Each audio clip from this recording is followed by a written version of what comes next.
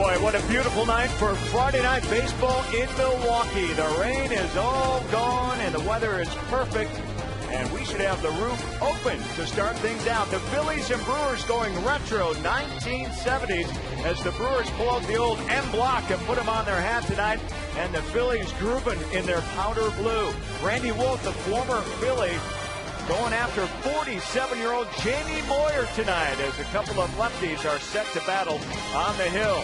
A couple of things we want to take note tonight. The Brewers come into this game with just 4 home wins, the fewest in the majors. How are they going to turn it around against the champion Phillies?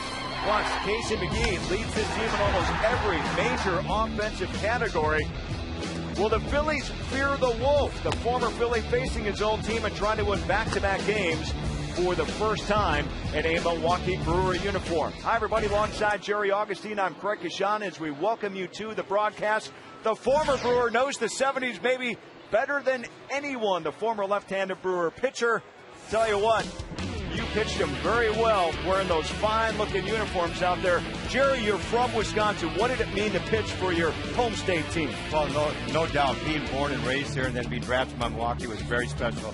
But just have the opportunity to pitch in front of these fans during the early years, meaning having great teammates, it was just really a dream come true. We may need a 93rd start out of you. I know Ken Maka was talking to you to see how your arm was doing. Of course, all in jest, but we're going to have fun with it anyway.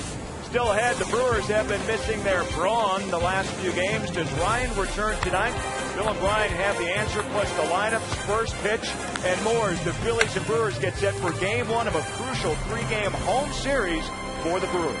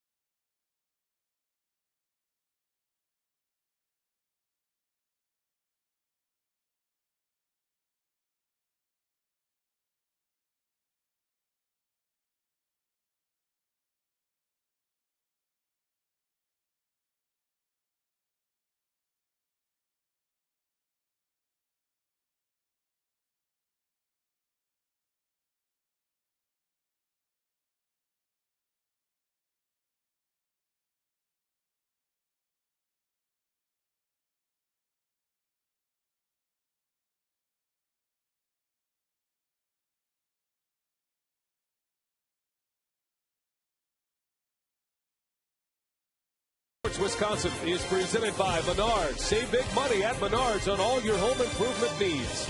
By AT&T. Find out what's possible with the nation's fastest 3G network. AT&T, rethink possible. And by the new Miller Lite Vortex bottle. Taste greatness. It's always a great night for baseball when the roof is open. What a glorious night we have here on a Friday night in Milwaukee. And good news tonight, Ryan Braun testing that injured left elbow. He is back in the starting lineup as the Brewers get ready for the Philadelphia Phillies as we go retro Friday here tonight. Hi, everybody. Brian Anderson along with Bill Schroeder. Great to have you with us tonight. And, of course, the headliner is Ryan Braun. And, Rock, after he was hit by a pitch from Tommy Hanson in the 4th inning on Monday, he has not been in the lineup since. Yeah, he had a little bit of a bruise, and, he got the off day yesterday, and it really wasn't the same with that Brewer lineup. on Tuesday and Wednesday without Ryan in the middle of the lineup. He is back. He's all taped up. He's got an elbow pad that he's trying to figure out. He had 3 of them down there in batting practice. He had Roger Kaplinger and Dan Wright trying to figure out the right combination. You can see how much Ryan Braun was missed for 2 days. Ranks amongst league leaders in just about every offensive category. Nice to have Ryan back in the lineup tonight. So Braun returns, and the Brewers are hoping for a big series against the Philadelphia Phillies. Jamie Moyer will match up against that Brewer lineup tonight, and on the mound for the Brew Crew, it is Randy Wolf. And the Brewers are hungry like the Wolf to finally get on track here in Milwaukee. We take you back to the 70s tonight. It's Retro Friday at Miller Park. Stay with us.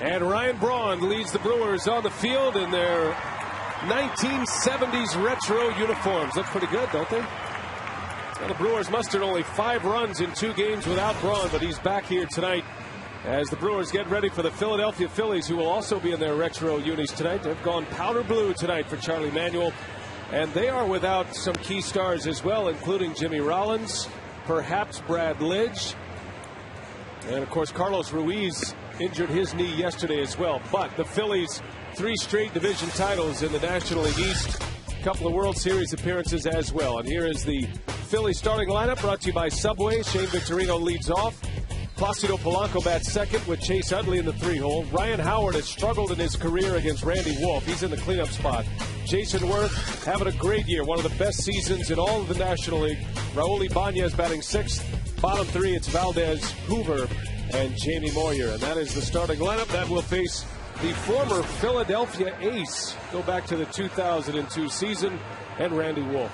Yeah, Randy Wolf making his 8th start on the season, ERA at 3.95. His last time out against the Diamondbacks, very good. He got off to a rough start. He was able to settle down nicely. Here's how the Brewers line up defensively behind Wolf. It's Braun, Edmonds, and Hart in the outfield. Casey McGee, Alcides Escobar, Ricky Weeks, and Prince Fielder around the horn. And a battery of George Kataris and Randy Wolf, the Belanes Farm and Fleet Brewers defense. So Braun will be wearing that protective elbow pad even while he plays defense in this game. And the first pitch from Randy Wolf is in there for a strike. So Ryan, as Rock mentioned, going through a couple of different devices for his elbow, but that's the one he's settled on. And I think he likes that one because he can wear it defensively. He doesn't have to take it off and on throughout the game. No, he's still uncomfortable with it because he doesn't like anything on like that. I mean, you have to get used to something like that on your elbow. It limits your mobility quite a bit, but I'm sure Ryan's going to be able to make the adjustment. Shane Victorino leading off for the Phillies.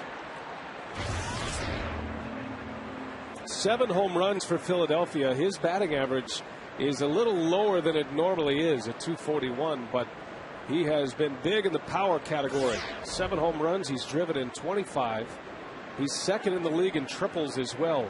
A lot of extra base hits from Victorino this year. No, these are 2 of the top offensive clubs in the National League. The Phillies have been a little bit more consistent as you check out the umpiring crew here tonight. Sam Holbrook behind home plate. Jerry Davis, the crew chief.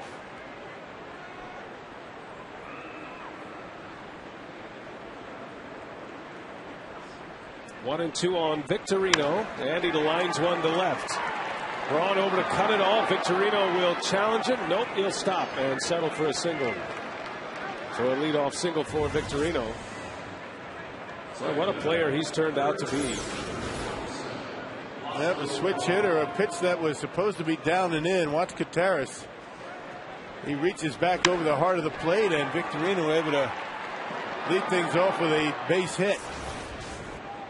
Phillies picked him up in the Rule 5 draft prior to the '06 season. And he's turned himself into quite a player for Philadelphia. Without Rollins, Victorino hits leadoff. Placido Polanco hits second in this lineup for Charlie Manuel.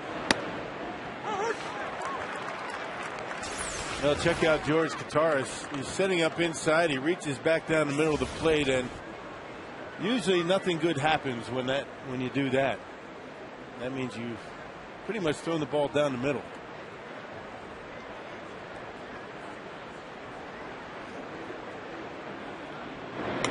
Well, the Phillies aren't running as much as they have in years past, just 10 stolen bases. Charlie Manuel has a theory for that, though. Number one, Jimmy Rollins has been out of the lineup with a calf injury. He's been out since mid-April. The other part of that is the base stealers, guys like Victorino and Jason Worth, they are up there in extra base hits, doubles, triples, home runs. So that has taken away a number of stolen base opportunities as well.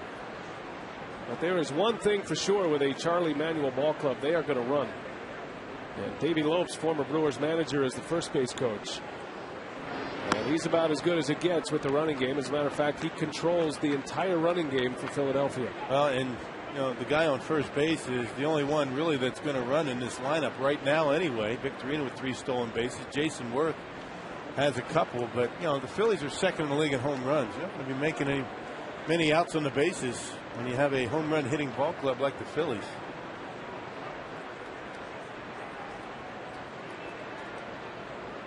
Ball and a strike on Placido Polanco, new Philly third baseman. Into right field, sending Hart back a little bit.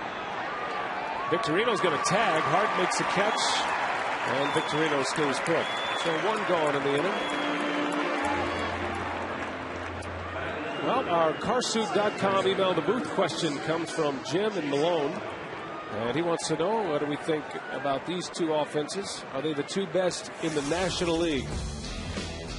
Statistically, they are second and third in batting average. The Phillies at .273, the Brewers just a point behind them. And a lot of home runs between these 2 as well. Also second and third in the National League. I would say that the Phillies have been the more consistent offensive ball club. We've talked about the inconsistency of the Brewers offense just about all season. But don't discount that Diamondbacks ball club, although they've struggled recently. That's a group that can hit a lot of home runs. Yeah, Arizona is the National League leader in home runs at this point. Phillies with 39, the Brewers with 38 to start the day. Chase Utley has 8 of those 39 home runs for the Phillies. Utley off to another great start. .314 batting average, 8 home runs, tied for 5th in the National League, has 19 runs batted in. He's 2nd in the league in runs scored, and he is 2nd in the league in walks. So getting on base a ton is Chase Utley. And the fact that the Brewers have 3 left-handed starters against the Phillies in this series really doesn't bother Utley too much, hitting about .350 against lefties with 5 homers. So he handles left-handers pretty well. He's one of the best in the business, Chase Utley, from both sides of the baseball. Very good defensively as well. 1 man out here in the first inning. If you've just joined us, this is the Brewers and the Phillies. It is retro 70s night here in Milwaukee, celebrating the 40th anniversary of the franchise that came to Milwaukee as the Brewers in 1970. And this is the first decade we celebrate here tonight, the 70s. Jim Coburn is going to join us during the broadcast tonight. And you can't get enough powder blue road uniforms in my mind. Makes you feel right at home, doesn't it, Ron? Yeah, awesome. That's what the Brewers used to wear back in the old days. The powder blue road uniforms. St. Louis Cardinals, the Brewers, the Phillies. I think all that's missing from the Phillies uniform is the zip-ups. Yeah. That's right. I think those powder blues are making their way back. I know the Royals have a Sunday powder blue jersey. So do the Tampa Bay Rays. Utley sends one high in the air. Edmonds will settle under this one. And that's the second out. So after the Victorino hit, Polanco and Utley down in order, and now it's Ryan Howard. And talk about a career resume, the 05 Rookie of the Year. The next year he won the Most Valuable Player Award. And 4 straight years with at least 40 homers and at least 130 runs batted in. He had a monster postseason last year, especially against the Dodgers in the NLCS. Yeah, last 2 seasons for Ryan Howard, 93 home runs, 287 RBIs. That's coming into this season. Wow. Off to a slow start this year. Howard batting .290, but just 5 home runs, 21 driven in. Ryan Howard and Prince Fielder tied for the RBI crown a year ago. 141 runs driven in by the 2 first basemen in this series. Yeah, when you combine their numbers to start the season this year, 9 home runs, 36 RBIs between both of them. So both of them off to a slow start as far as run production. That one is well hit, deep right center field, and that baseball is long gone. Ryan Howard puts the Phillies on top 2-0. And it took no time to get out of here. Home run number 6 for Howard. And a quick strike for Philadelphia.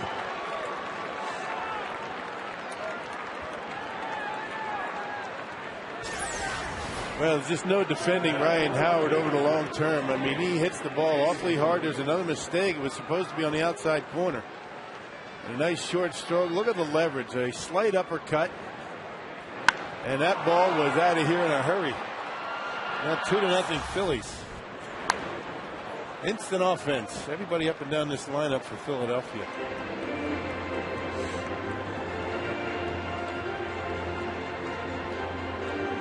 So Randy Wolf in a hole early here tonight. And facing the hottest of the Philly hitters, Jason Worth. Worth will be a free agent next year, or this offseason, leading into the 2011 season, and he is putting up the kind of numbers that is going to get him well paid this offseason. Yeah, with all the superstars on this Phillies ball club, you don't hear a whole lot about Jason Worth, but he's as steady as she goes. He's got tremendous opposite field power. Big and tall, reminds you a little bit of Richie Sexton. He's got good leverage, hits the ball well to right field, and he runs well. Worth is currently third in the National League in batting. Pops it up to right. Here comes Corey Hart. And the side retired, but not before Philadelphia does what they do best. The long ball from Ryan Howard. And a 2-0 lead for the Phillies before the Brewers come to bat.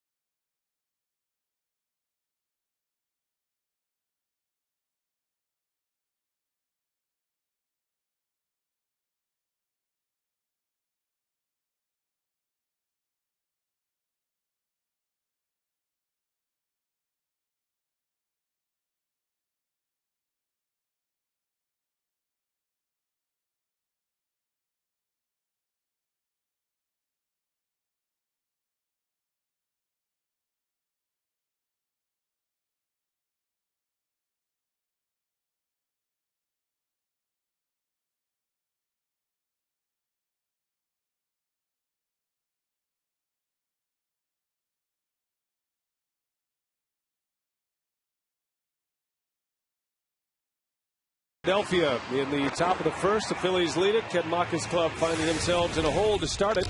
Here's Maka's lineup tonight, brought to you by Subway. Ricky Weeks leads off. Corey Hart in the 2-hole tonight for Maka, with Ryan Braun batting third.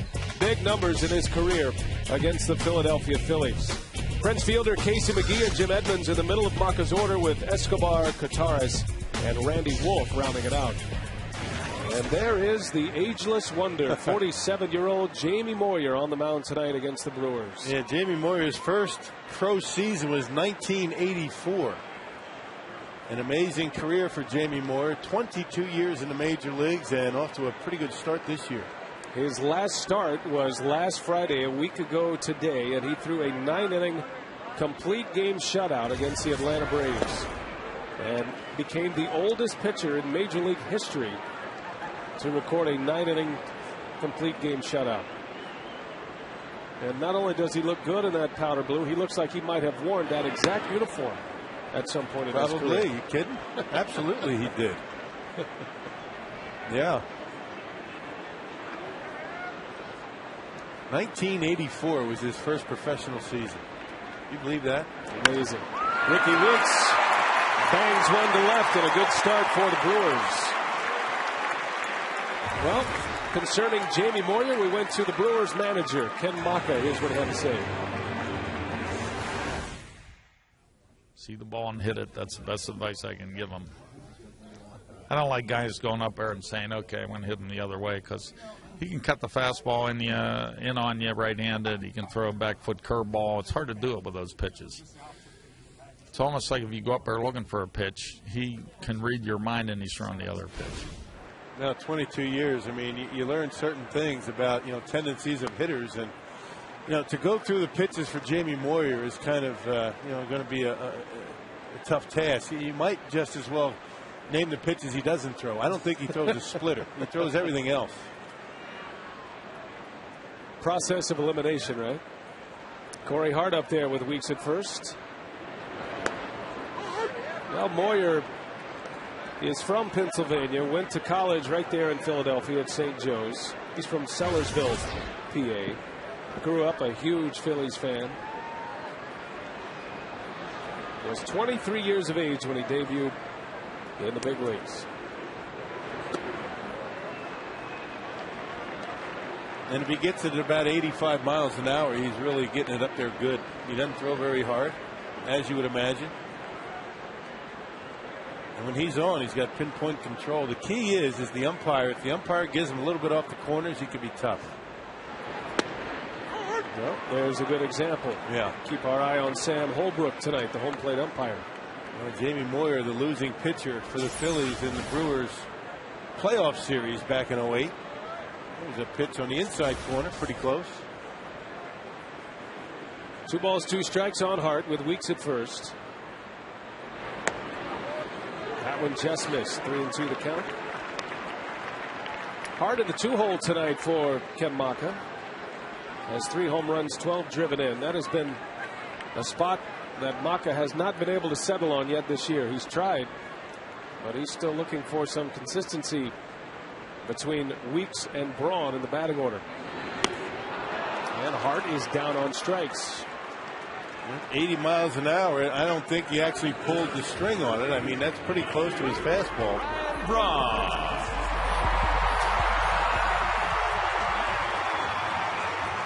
Nice hand for Ryan Braun, who returns to the lineup. He was hit by a pitch on Monday against the Atlanta Braves. He tried to stay in the game Monday, lasted just one more at bat, and Ken Maka took him out, and Braun did not play in Tuesday's game or Wednesday's game. Brewers had a day off yesterday. So 3 full days for Braun, and we're going to have to watch Ryan tonight. He's using a pad on his elbow.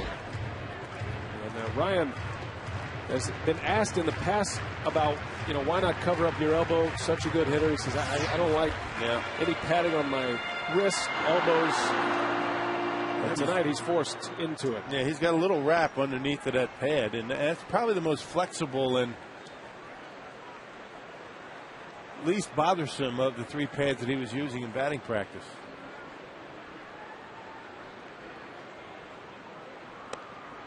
Well, Rock, as you know, when you're a hitter, you want to go up there with a clear mind, and if you feel anything unusual, it'll certainly be something Braun has to work around tonight. Now, he took a ton of cuts today off the tee during batting practice with this sleeve on, understanding he's going to need to wear it for a while. They just give you some peace of mind. I mean, the chances he's going to get hit again, you never know. Moyer tries to come inside from time to time, but knowing you have that on there, even if you do get hit, it might not really have much of an effect on you. So just a little bit of peace of mind up there at the plate. As soon as he's feeling comfortable enough to go up there without it, you know it's going to be off.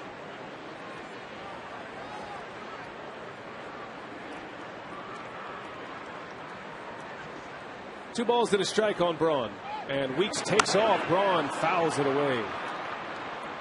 Count evens at 2-2. And Ryan Braun has had a great deal of success against Jamie Moyer in his career. 6 for 10 with a couple of home runs against Moyer. His hardest pitch so far tonight's been 81 miles an hour.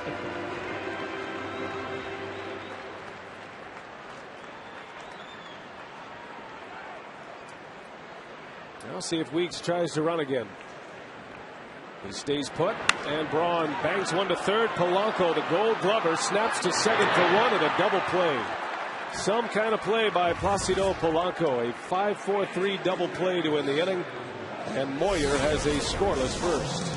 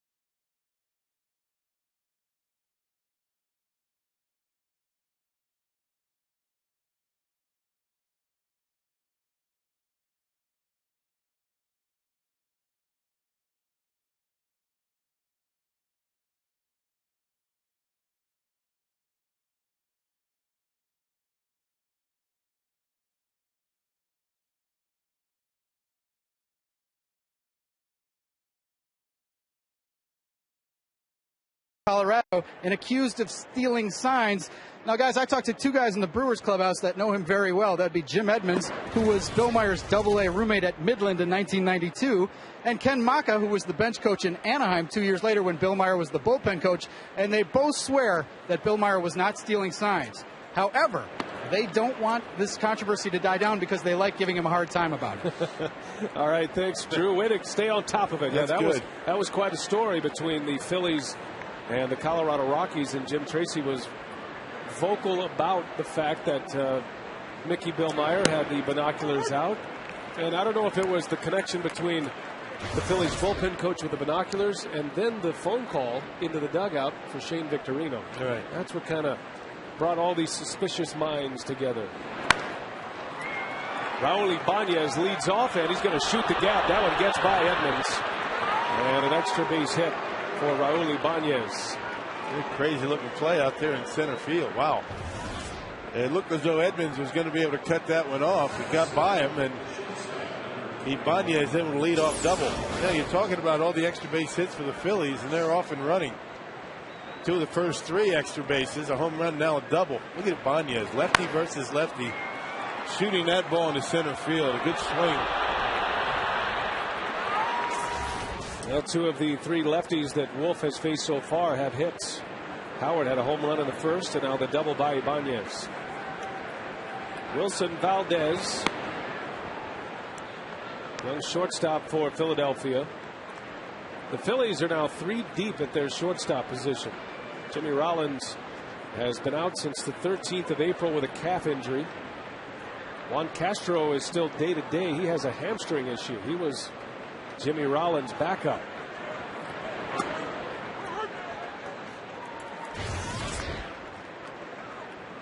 And still they put runs on the board. You know, their defense continues to be very good. They're in the top half of defense in the National League. They're up there in double plays, so they've been able to fill the void pretty well.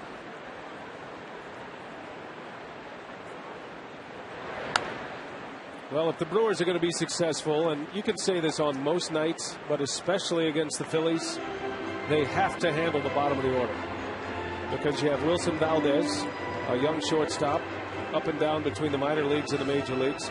Paul Hoover is just up from the minor leagues. He's batting 8th, and of course the pitcher spot batting 9th. Yeah, you can't have, you know, the top of this Philly order coming up with men on base.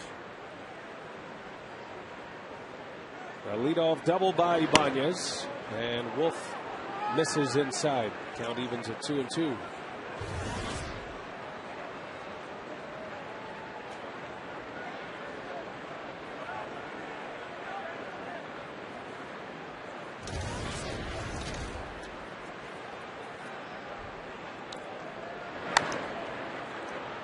Valdez a little late. Count stays at 2-2. Phillies are hoping to get Jimmy Rollins back in the next couple of weeks. He is down with their single A ball club in Clearwater in the Florida State League, and he is rehabbing that calf strain. Charlie Manuel has plenty of ammunition to support while Rollins is away, however. Rollins has missed most of the season, and we showed you the gaudy offensive numbers for the Phillies.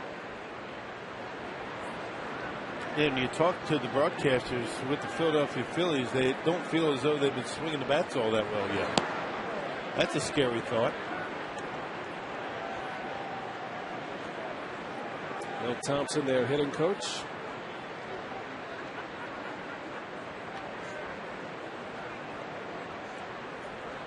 Phillies have both of their shortstops hurt and both of their catchers banged up.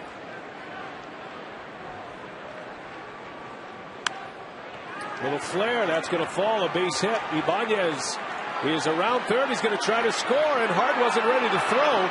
The throw goes to second. Valdez is safe, and Ibanez scores the run.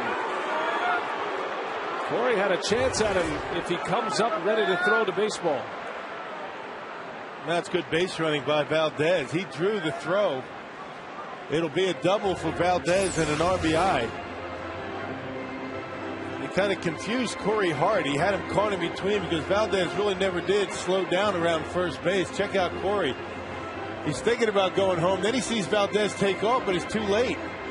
You have to know right away that you're not going to be able to get the man at home plate on a ball hit like that. No way. And Corey's throw's got to be right into second base.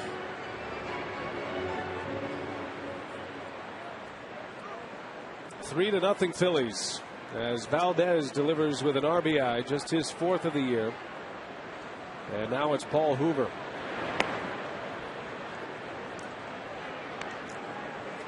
Yeah, little things like putting a man in scoring position as opposed to leaving him at first base. That's a big deal when you're playing an offense like Philadelphia. You have to be able to keep those double play possibilities alive. You have to try and shorten the game with double plays.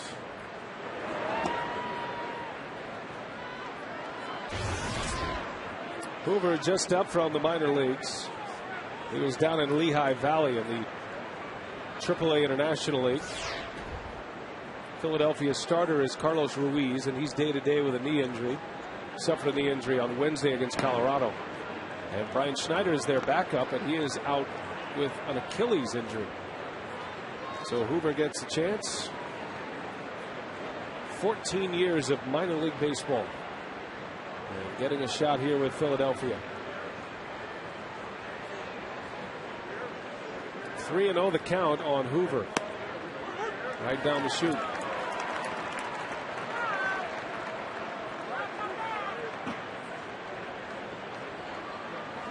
Hoover was hitting .269 down in AAA. Had 1 home run and 8 runs batted in. Catching just about every day down there. And a bouncer to Wolf. And that's the first out of the inning. Follow the Brewers on your iPhone, iPod Touch, BlackBerry, and Android phone with MLB.com At-Bat 2010. That features play-by-play, video highlights, and live audio broadcasts. Go to Brewers.com today on your iPhone, iPod Touch, Android, or BlackBerry for details. Not a big crowd here at Miller Park. Many of them still outside the gathering area. Expecting a near sellout tonight here at Miller Park. Roof is open. It's a beautiful night. Unfortunately, the Phillies off to a fast start, leading 3-0 here in the second inning.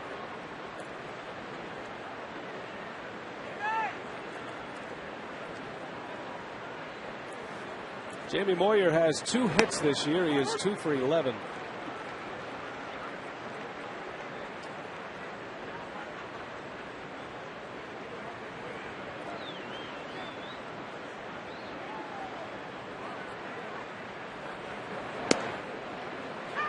Moyer is old school in more ways than you can count. But one of them is the fact he doesn't use batting gloves. And he's got the stirrups jacked up high. Gotta love that.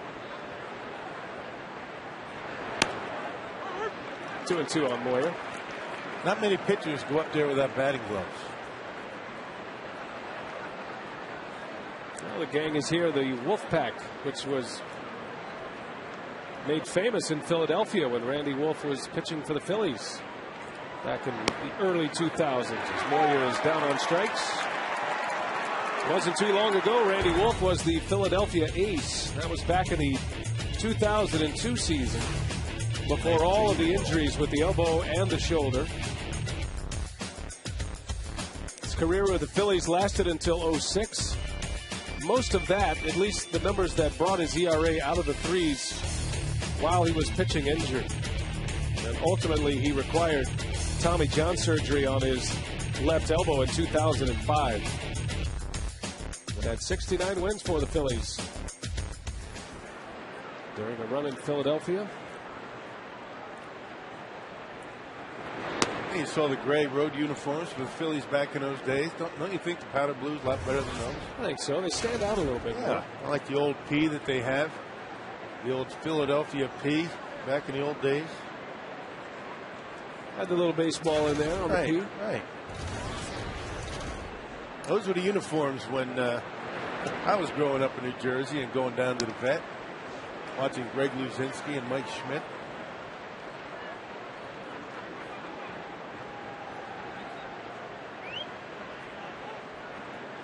And all of those games called by Harry Kalas. When you think of the Phillies, you think of the late Harry Kalas. the voice of the Phillies. Yeah, back in those days, they had Richie Ashburn and Harry Callis, By Som.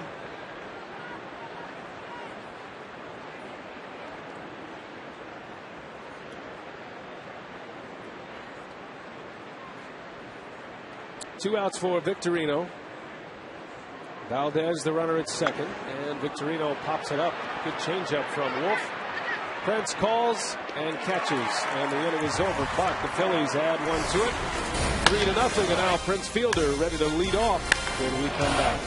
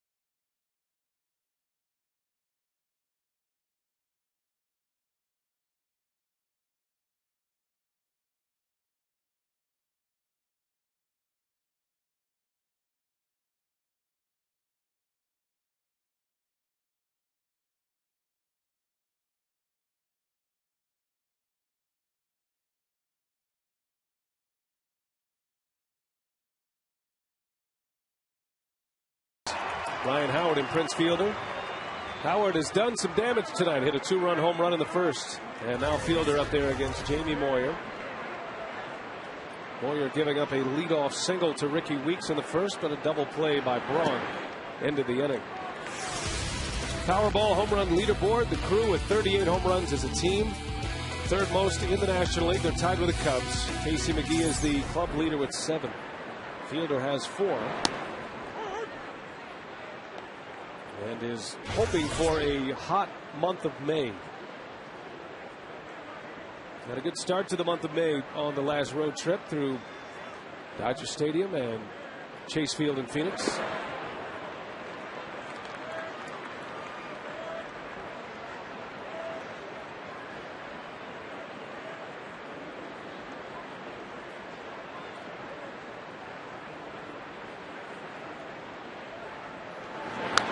Fielder rips one foul out ahead of it.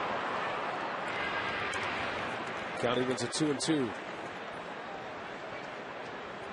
Now Prince, you see his big elbow guard on his lead elbow.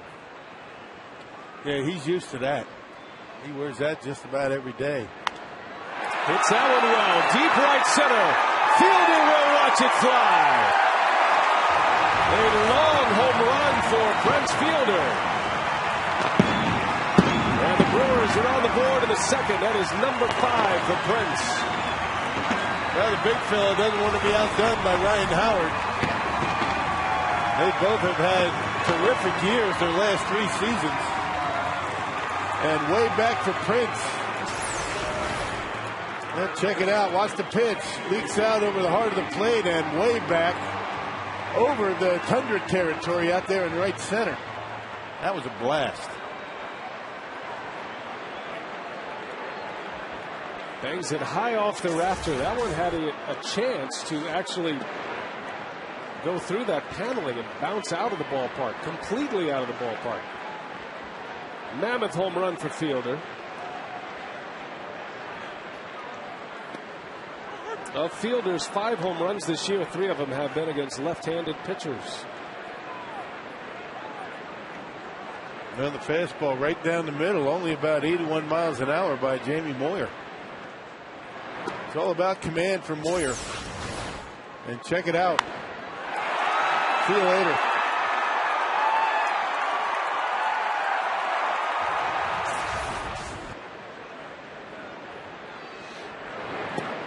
McGee out in front. Moyer throwing the 2-1 changeup. It's got to feel good for Prince. He is carrying the burden of this offense. As much as Ken Maka tries to ease that burden, Fielder knows his role on this ball club. And the Brewers not scoring many runs against the Atlanta Braves. Were swept by Atlanta to start this homestand. And interplay tonight with just 4 wins here at Miller Park. They are 4-11.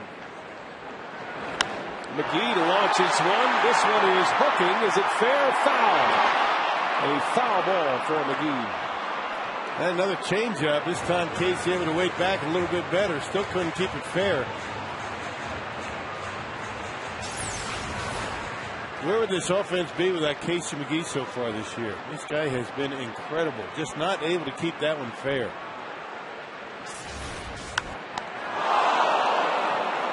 Right back to Jamie Moyer. And a bit of bad luck for Casey McGee. 47 years old and still pretty good reflexes. Check this out. My goodness. Didn't move the glove much, but he had to. He saw it coming. A bullet, a screamer by Casey, and able to snare it. Well, the first out of the second inning. Most guys 47 years old have an L screen in front of them. That's right. Throwing batting practice. Not worrying about it. Man. There's Jim Edmonds. Another lefty in the starting lineup for the Brewers. Kataris, Edmonds, and Fielder. Here's Edmonds going downtown. This one is gone. Jim Edmonds with a home run.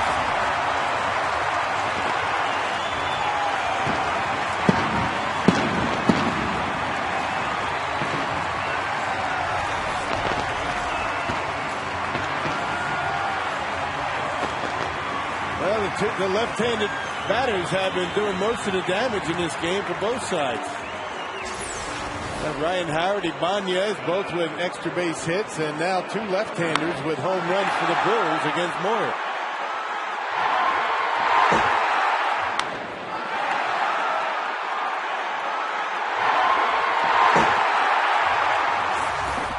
So Edmonds belts his 3rd of the year.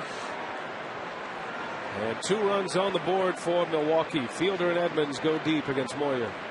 Still just 1 out. Here is Escobar. A 2-shot foul.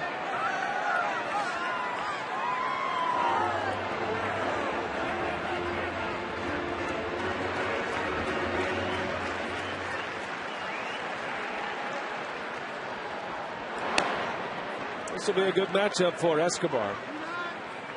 The young shortstop, the free swinger against the wily veteran Jamie Moyer.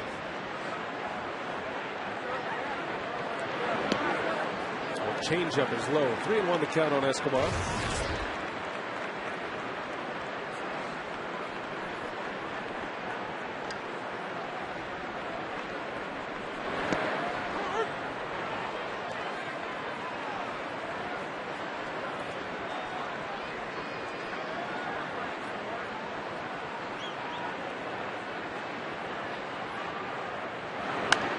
Escobar pops it up. Couldn't wait back long enough. Seems like the pitch will never get there. 2 outs in the inning. Take it back to Prince's home run against Moyer. Check it out, Rock. Look at Jim Edmonds in the dugout. Check out his reaction.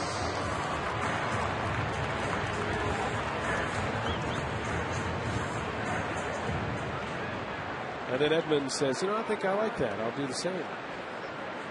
That looks fun. I think I'll do it.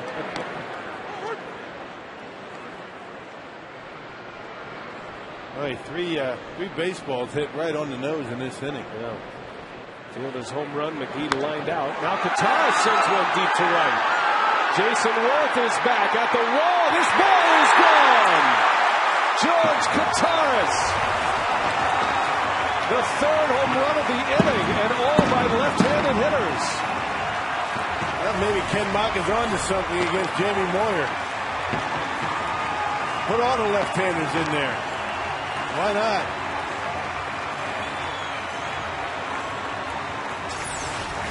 Well, check it out. It's supposed to be away. You can see the glove of Hoover leak back over the middle of the plate, and Casey McGee knew it. We're all tied. How about the slugging Brewers with 3 homers in the second inning? Gives them 41. And here's Randy Wolf, the 4th left-handed hitter in the batting order tonight. Little bouncer out to Chase Utley. Inning is over, but the Brewers come roaring back. 3 solo home runs, all by left-handed hitters. Jamie Moyer had given up just 1 homer to a lefty all season. 3 in this inning.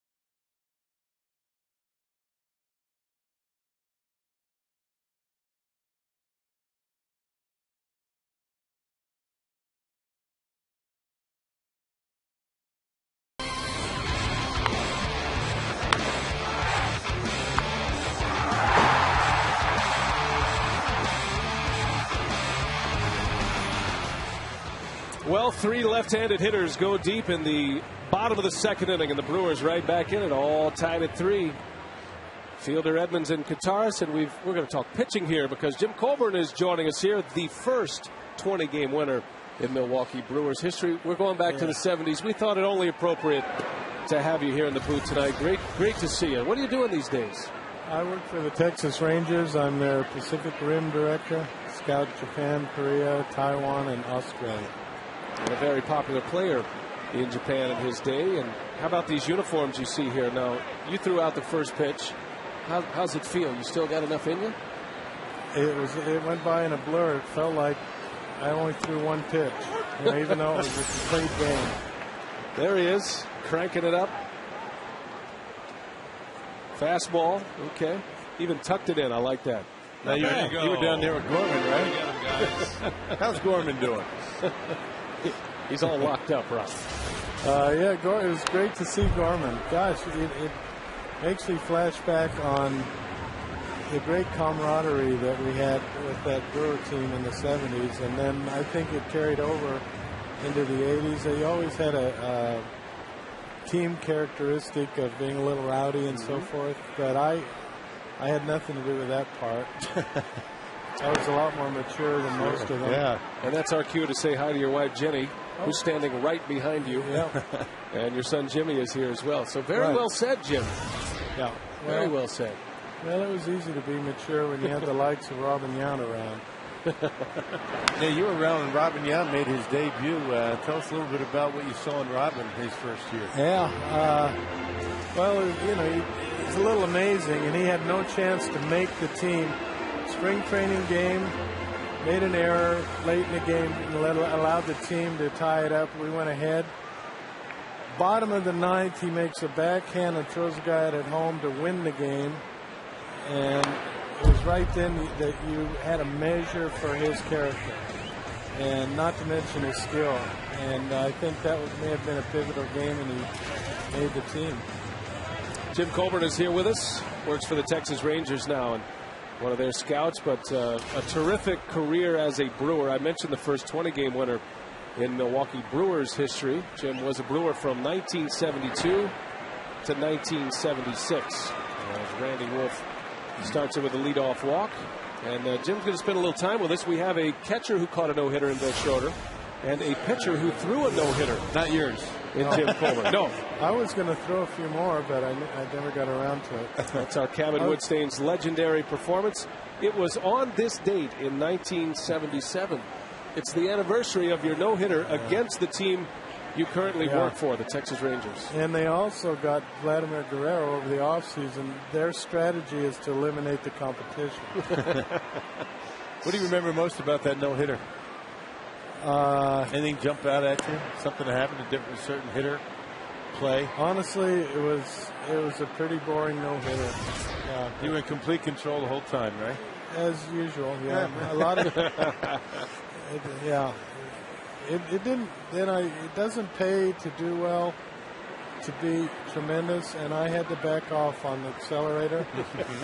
Ask Uke about it. And after that, those early mistakes of winning 20 games and pitching a no-hitter, there was a lot of attention. I was married then, you know, the chicks and the national attention and so forth. It put a little pressure on my marriage, so I had to back off to mediocrity. Right. And you did it for the family. I did it for the family, Nice. and I think I did a pretty good job. Well done. Not to mention the expectations as well. Yeah, the expectations. There's a lot of negative side effects to being great, and I quickly realized that it wasn't a cup of tea for me. Getting to know the personality of Jim Colburn, and Jim works with my brother Mike with the Texas Rangers. He's probably scouting a game somewhere tonight and thinking about you, I'm sure. I'm sure he's TiVoing your broadcast. Oh, sure, all the time. He's a huge fan. But as we talk about your playing career, speaking of your scouting side of things, you've probably made as much impact as any scout concerning the Pacific Rim, not just over in Japan, but China, and of course a lot of players from Australia you're responsible for as well. You've done a great service to the game of baseball in that area. Well, maybe. Yeah, Ichiro are the ones that you might have heard of. Ichiro, and the Mariners had a relief pitcher named Sasaki, and Hasegawa I was involved with, and Shinshu Chu, the Cleveland Indians. Yep, right. I signed him, and I guess Ryan Rowland Smith with the Mariners. Australian. Yeah, but at that time, there was no competition. I was about the only scout. Chase Utley strikes out. Boy, that's a good job to get Chase Utley. Well, the first out for Randy Wolf after a leadoff walk to Polanco. Jim, now you spent some time with the Los Angeles Dodgers as a pitching coach, and how do you assess where pitching is these days in comparison? I know it's a tough thing to do, but you sit up here, we want to know, pick your brain a little bit. Pitching today as opposed to back in the 70s when you were pitching. Well, there's a couple interesting issues. When I pitched here in Milwaukee, my arm was worth $42,000 at its peak value. And there isn't a player on this field whose arm is worth that little right now. And most of them are over, $4 million or whatever. So number one, that spins a different pitch counts, things like that, protecting arms, right? Yeah, being conservative, worrying about injuries. We didn't have painkillers in those days, so we learned to enjoy pain. And You had to pitch for some of that. Now you threw 314 innings, was it? I think so. Yeah, That's a Brewers record. Is it? Yeah, it's an all-time record. Most innings in a year. I'll be darned. Jim is second all-time in a single season for complete games as well. 22 complete games in 1973. Mike Caldwell has the record at 23, but we did a little math. All right, the last 6 years, Brewers starting pitching, they've amassed 21 complete games. That's a 6-year span. You had 22 in a single season in 1973. Think of the money they could save by having Caldwell and I pitching. Every other day. Yeah. Don't even need a bullpen with all those complete games. You know, talking about the pitching change, there is another issue I think that's kind of interesting. The strike zone's different, and it was higher, and it was maybe not as wide even, but if you make a strike zone higher, that has a bigger effect on the hitter than the width of it. Ryan Howard sends one high in the air. Escobar, the shortstop, is back, and he's got it.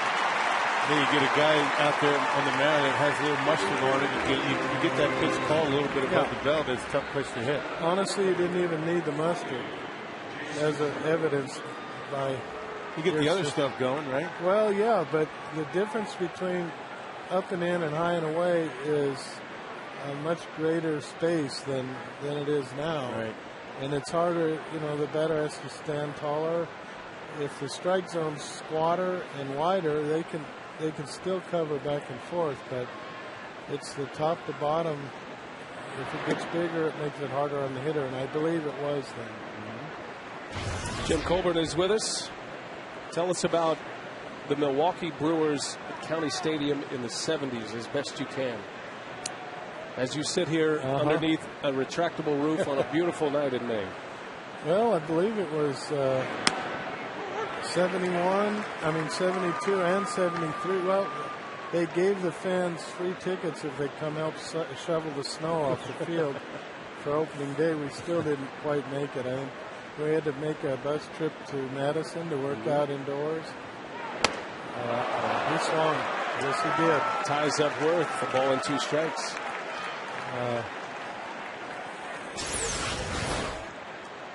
Yep, there you go. That high, that up and in, down and away, right? Boy, Worth's been having a good year. Yes, he has. Good hitter.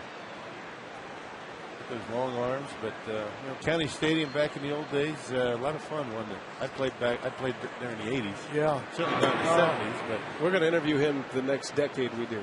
He'll be in your seat. Well, I know I got interviewed in the 70s era because that was the speed of my fastball. All right. I think so. Back and forth. Yeah, there you go. That's strike zone. It was something very unique and special. And my younger brother came and spent a couple months with us and ended up selling hot dogs and popcorn in the stadium, and he'd come home at night with the political stories of the vendors, how, they didn't give me this section, and I had to sell programs. No one wants to buy programs. But it's the fan base in Milwaukee has a uniqueness, just like every other city probably, but there's no getting around it. There is something unique about the way the fans in Milwaukee relate to their athletes. Right. And it's a specialness, and it was carried over in that stadium. The first couple of years, I don't know if we drew 500,000, and then finally in '73 the team won a lot more games and had some higher profile players. George Scott knocked in 100 runs. Davey May had a 25-game hitting streak. Wirtz sends one to right. Corey Hart is back. Well, Jim, you got a lot going on, so we're going to let you go. Thanks a lot for joining us today. It's great to have you here. Nice to meet you, Bob. Jim Colburn. The first 20 games.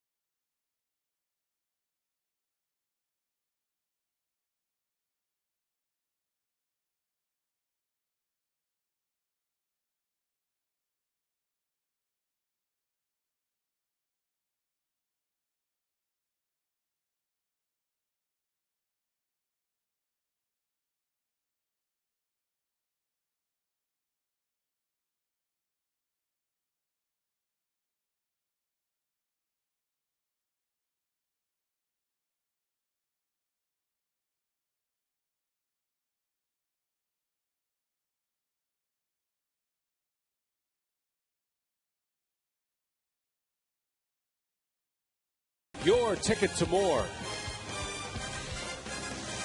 There's Big Spike. Gorman Thomas signing autographs before the game here today. He and Jim Colburn threw out the ceremonial first pitches. Ricky Weeks leads off for Milwaukee. 3 solo home runs, Rock, in that second inning. All by left-handed hitters against Jamie Moyer. Has squared this game at 3. They have 10 home runs allowed now by Jamie Moyer. As you mentioned before that, he's only given up 1 to a left-handed batter. But the lefties for the Brewers tonight doing a nice job.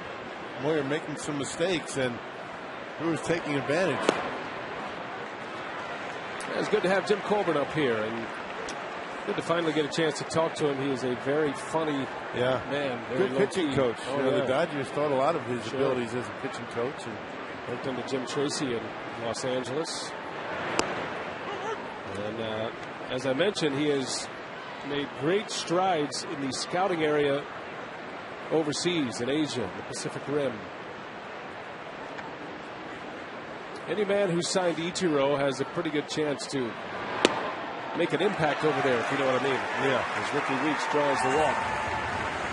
Speaking of those 3 home runs in 1 inning, you go back to the 08 season, the playoff year for Milwaukee, to find the last time there were 3 home runs in an inning. It was Corey Hart, Prince Fielder, and Mike Cameron. They did that against Brian Moeller of the Houston Astros, and that was in Houston. Well, what a beautiful night. I remember in 08, they hit 3 home runs in a game that day. The day before, they hit 3 home runs in a game as well. good memory. Yeah.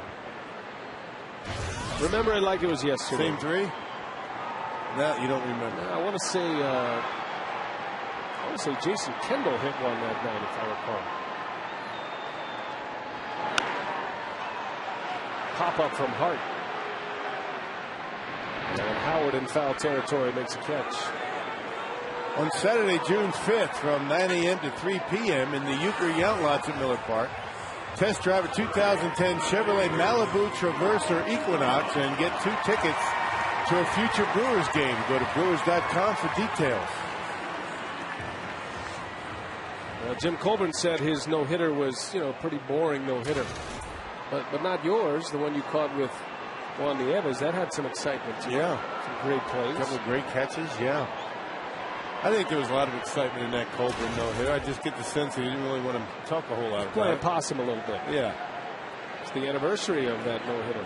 It's guys in that era that, it always seems as though they make light of their playing careers. They don't want to talk about that too much. That's kind of a cultural thing. That's kind of one of those, back in those days, those guys were like that. Very understated, and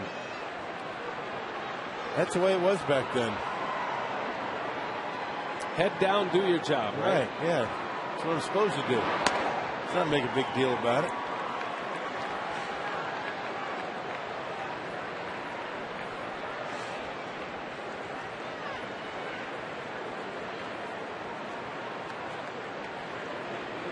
Ryan Vaughn bounced into a double play his last time up. He hit one sharply to third. It was a nice pickup by Polanco. Started a 5-4-3 double play.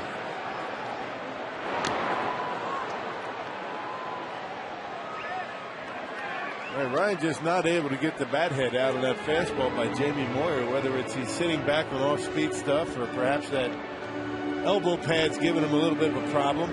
But he's had some pretty good fastballs to hit. And when I say fastball, I mean the 81-mile-an-hour straight pitch by Jamie Moyer. Moyer's fastest pitch, you're saying. Yeah. And you got the cutter right there. As high as 83, as low as 67.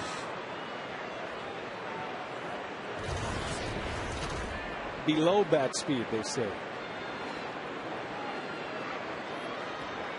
You want to be below it or above it? You don't want to be in it. Weeks takes off. Braun fouls one away. And if you're going to be right at bat speed, you have to have something on, a little bit of movement to it. Jamie Moyer has both.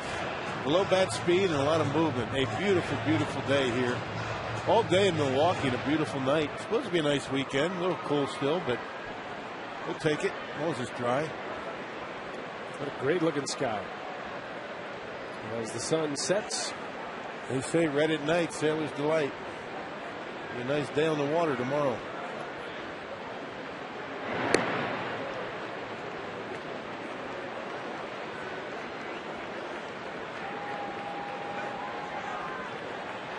Well, on 2 occasions, Ricky Weeks has attempted a steal. On both occasions, Braun has fouled the pitch off.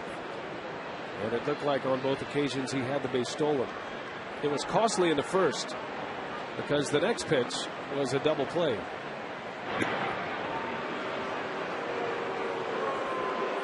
As you would figure, Jamie Moyer has a number of different moves to keep runners close at first base. That last one just hung the leg up there and waiting for Ricky to commit himself. Got a step off move. He'll hold the baseball. He's got a pretty good balk move to first base.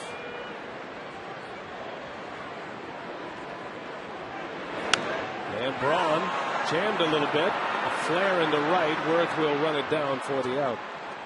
So Ryan is 0 for 2 against Moyer. And here comes Fielder with a runner at first base. Prince uncorked his longest home run of the year, his last time up. Watch where this one ends up. High off the rafters, Powerball home run number 5 for Fielder. Bangs it off the rafter and then into the Toyota Tundra territory.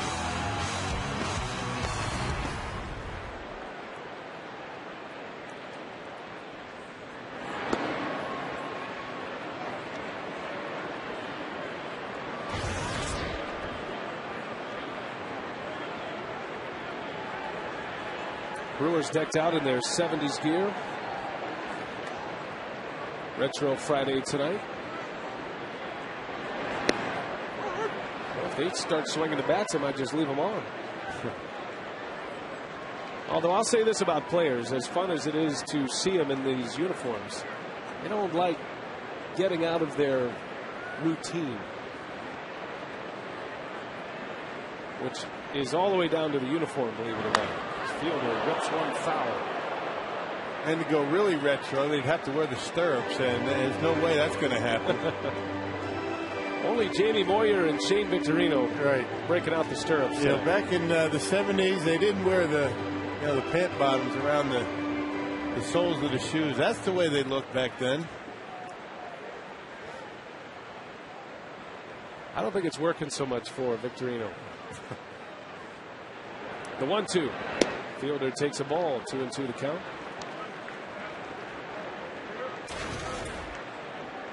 And we're going to have these Retro Fridays throughout the season this year at Miller Park as we celebrate 40 years of Milwaukee Brewers baseball, 1970 to 2010. Well, Fielder strikes out. Jamie Moyer spins one up there. Scoreless inning for Moyer, still tied at 3 as we head to the 4th.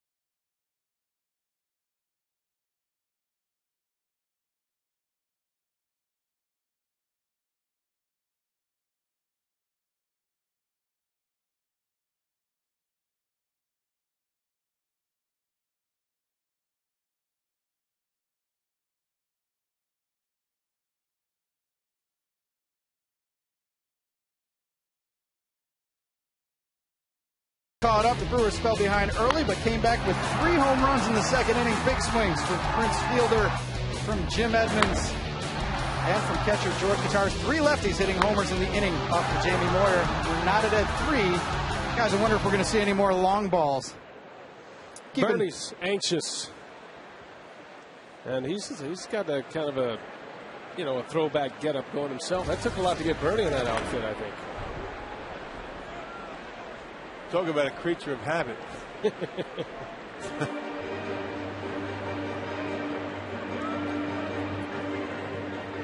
Raul Ibanez led things off in the second inning with a double. He scored the 3rd Philly run.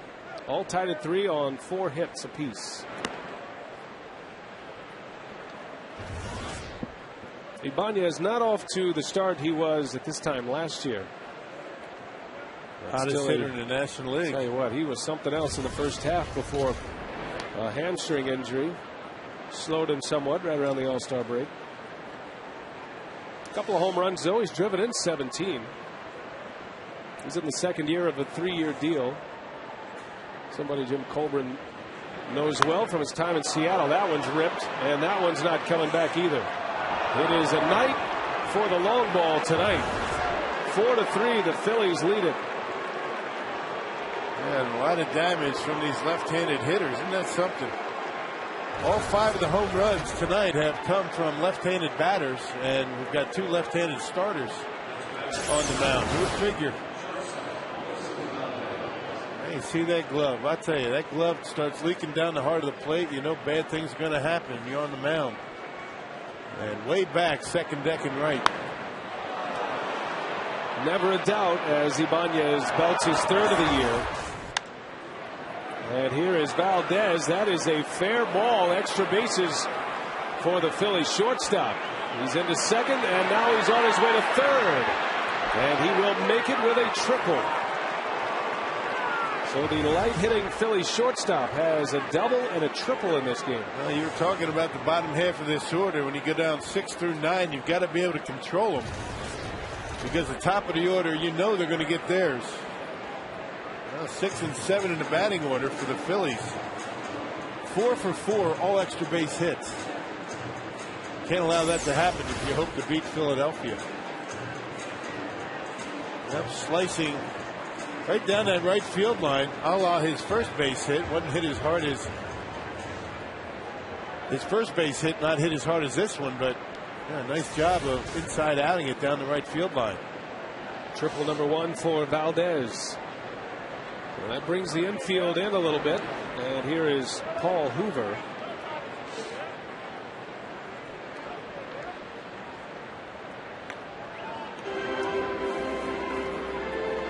Hoover bounced back to the mound his last time up. Spent most of the season in AAA Lehigh Valley.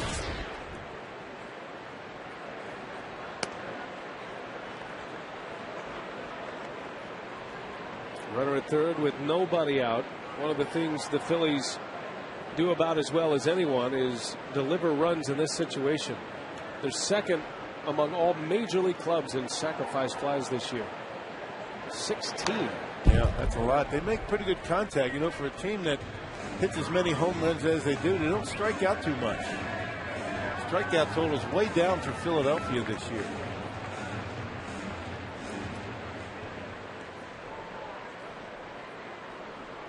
And the Phillies with just 221 strikeouts. That compares to the Brewers' 260 coming into play tonight.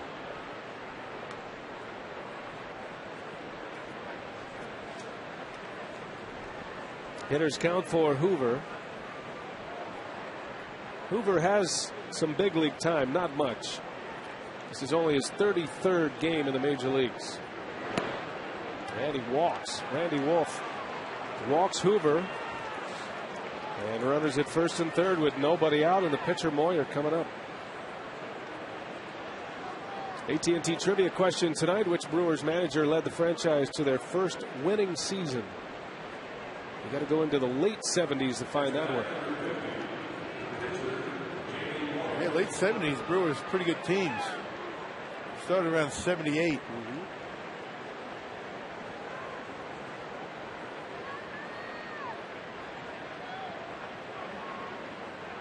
Moyer squares the bunt.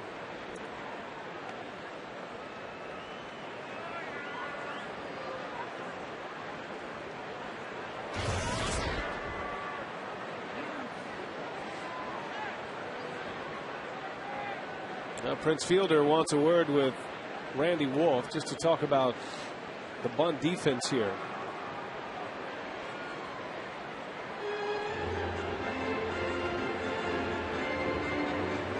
I'm not an expert lip reader, but I think Randy Wolf just told Fielder to cover first base, which means he'll have that spot. And there's the bunt, and Wolf is thought about second, will settle for first.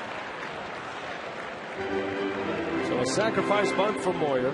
Second and third now for the Phillies with the top of the order coming up.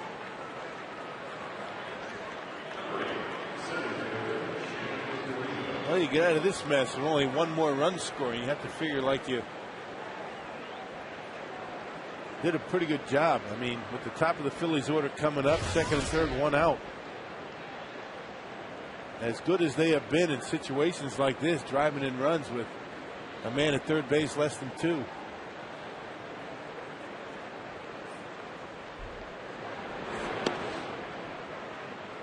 Well, Shane Victorino already with 25 runs batted in.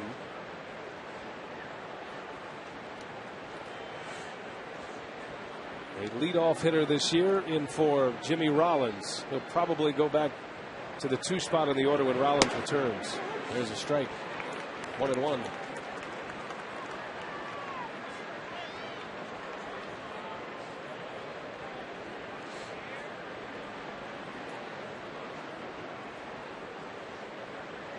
Rollins singled and, Victorino singled and scored, and that one is driven to center field. This is over the head of Edmonds. That is big trouble. 2 runs will score. Victorino is on his way to third, and he is in there with a stand-up 2 RBI triple. 3 more runs in for Philadelphia. What do we say in the first inning? You can't allow the top of this order to come up with men on base, and that has been the case the first 3 times through this order. Victorino with a long triple into center field. Jim Edmonds playing relatively shallow out in center field. Check him out. And Victorino slices it away from. Not only does it take him back, but over toward right field. And Victorino with his speed into third base easily. 6-3 Philadelphia. 3 runs in. The first 3 batters of the inning reach and score. Ibanez home run, Valdez triple, and Hoover's walk. So a rough night for Randy Wolf against his old mates. Yeah, just not able to get that big slow curveball over down in the strike zone. That pitch stayed up on Victorino. He's able to double clutch and still hit it hard out in the center field. Placido Polanco walked his last time up. He's 0 for 1. Still just 1 out with a runner at third.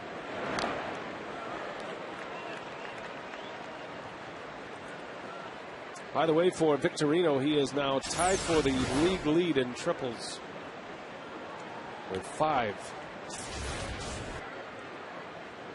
Nyjer Morgan with 5 as well, and the Brewers' Escobar in there with 4.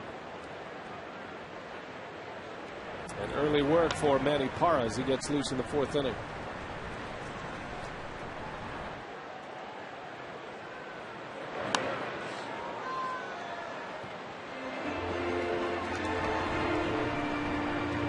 Joined by Claudio Vargas. Yeah, 87 pitches already from Randy Wolf with 2 outs in the 4th.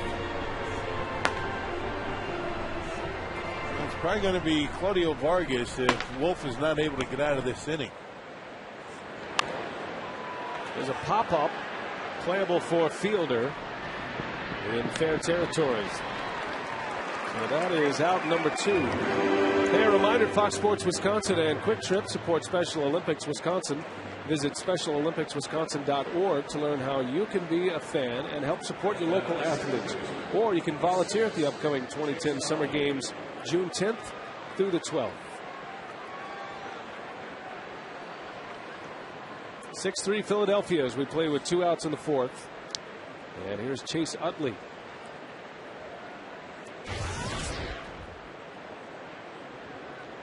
Utley is 0 for 2.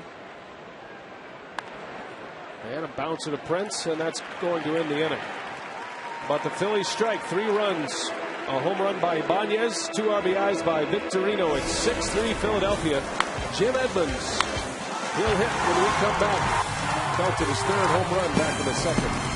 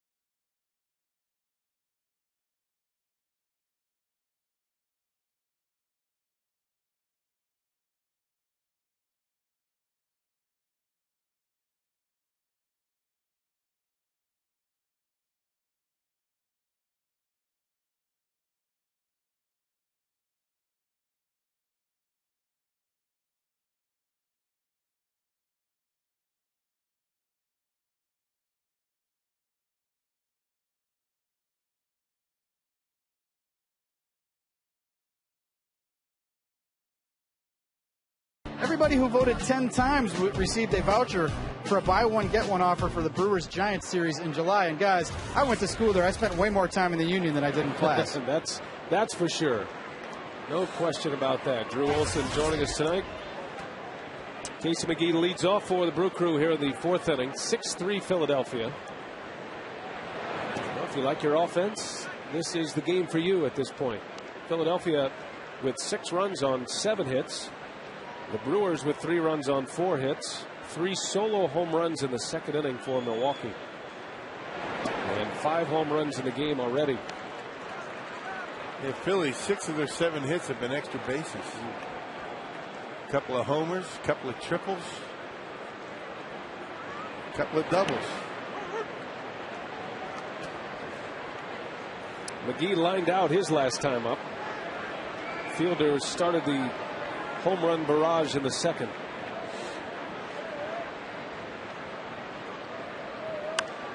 And McGee swipes at one. A pop up to Utley. Our AT&T trivia tonight has to do with Brewers managers. First Brewers manager to lead the franchise for their first winning season, 1978, George Bamberger.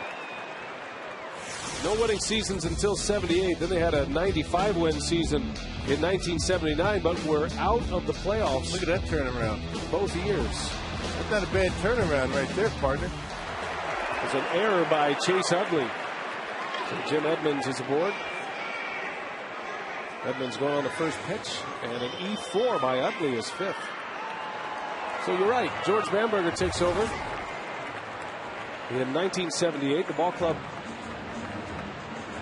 with 93 wins, 95 the next year. They finished 3rd the year they won 93.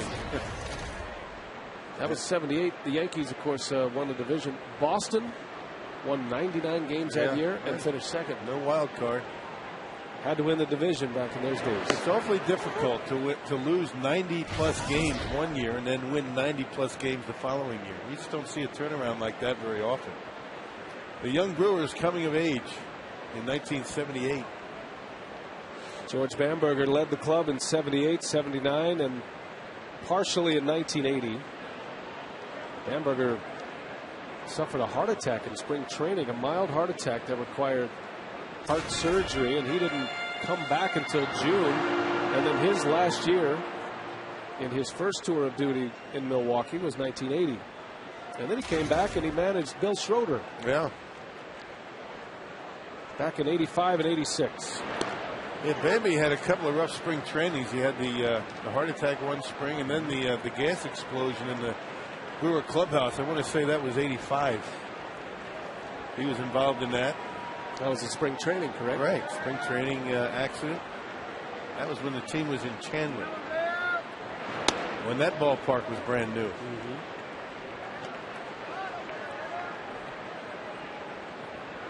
Bambi's Bombers, they were known as. Before there was Harvey's Wallbangers, they were Bambi's Bombers here in Milwaukee.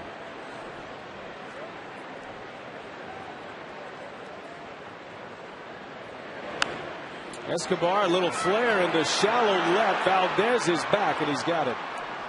And Edmonds retreats. Hey, this Sunday against the Phillies, all fans in attendance will get a Hank Aaron bobblehead that's courtesy of the Wisconsin Milk Marketing Board. Call 414-902-4000 or visit Brewers.com for tickets. Hank Aaron as a Milwaukee Brewer. Probably until the 78 season, the winning season, the first. You'd have to say 1975 was a memorable year as well. The All-Star game was here in Milwaukee. And Hank Aaron was on that All-Star team in 75, as was George Scott, the Boomer, who led the league in home runs and RBIs that year, 75. But mostly the current Brewers are hoping that the throwback uniforms represent the Brewers of the late 70s. Not the early 70s so much. Right. Had to start somewhere. 1970, the first year as the Brewer franchise. We were talking with Jim Colburn, and one of the coaches on that staff that year was Jackie Moore. And according to Jackie, and I don't know if this is true or not, he has no reason to fit, but he says he was in the truck. That was the lead truck with all the equipment that took off for Seattle after spring training of 1970 and made a right turn to Milwaukee. He was on the equipment truck, huh? The Brewer coach, Jackie Moore, was on the equipment truck. Right. He might have been driving it for all I know. You know Jackie Moore, right? Yeah. Do you think that he's a guy that might embellish? Yes, I do. It's a good story, though. It is a good story. Yeah. And when the Rangers come to town later this year, Jackie Moore's the bench coach with the Texas Rangers. We'll try to get the truth out of him. Kataris lines one to right, but right at Worth, and the inning is over. So the Brewers get a base runner on an error, but cannot score, and now we're set for the fifth. Ryan Howard, 2-run homer his last time up. He'll lead off the fifth.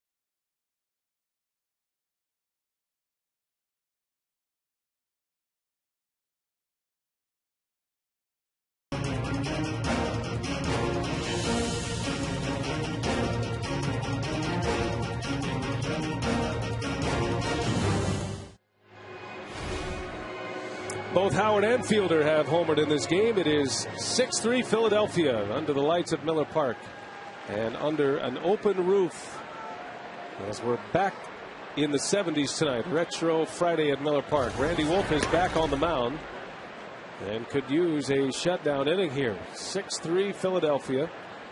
Howard belted a 2-run home run in the first, his 6th home run of the year.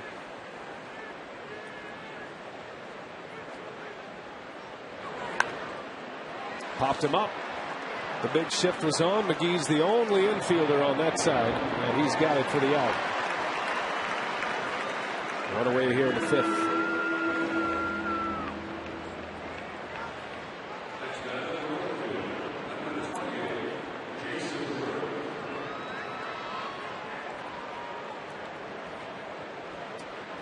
Wolf has given up 6 runs on 7 hits. All of them earned. Phillies got 2 in the first, added 1 in the second, then a 3-run 4th inning. Brewers managed to tie it with 3 runs in the second against Jamie Moyer.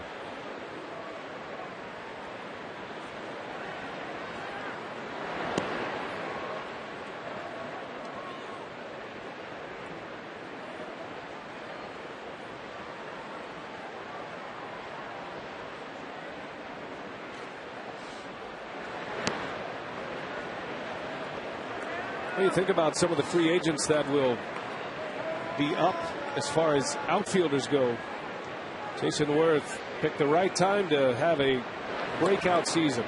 Had career numbers in a number of major offensive categories last year, but he is on a pace to shatter even those. You got to wonder how much money the Philadelphia Phillies have to pay Worth what he should get in the open market. You know, that big contract that they were forced to get Ryan Howard. That's a lot of money. They got some high-priced talent on that ball club, and you have to wonder how much is enough. How much can they spend? Worth will join Carl Crawford of the Tampa Bay Rays as the #1 free agents among outfielders this offseason.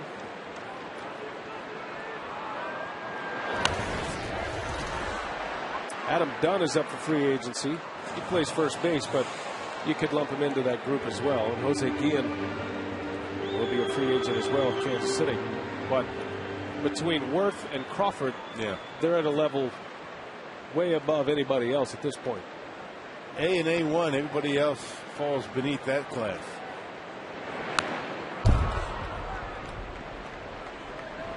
And both of those guys, Worth and Crawford, can carry an offense. I mean, they play every day. Good outfielders. They got good speed. They can help you win a lot of different ways.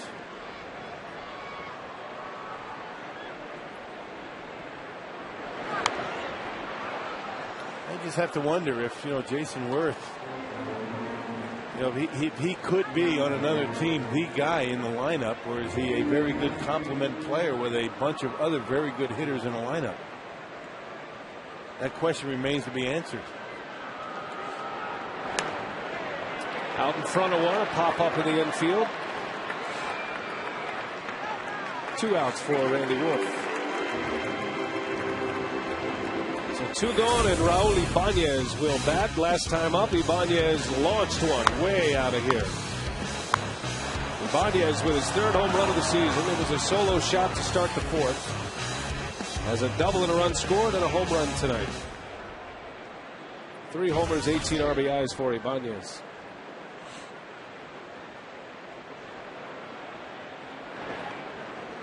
Now 38 years of age. What's interesting about Raul Ibanez, he never approached a 100 RBI season until the age of 30. And he did that back in '02 at Kansas City. Back when Randy Wolf was pitching for the Phillies. He actually came up as kind of a situational guy, a role player, pinch hitter. But he played his way and hit his way into an everyday player. Now, when you think about it, these 2 teams have some rather mature players on their rosters. The Brewers have a couple of guys in their 40s. Phillies with Ibanez and Jamie Moyer. Bouncing ball to Prince. Nice easy hop in fair territory. 1-2-3 inning for Randy Wolf. We head to the bottom of the 5th. Brewers coming to bat, down 3.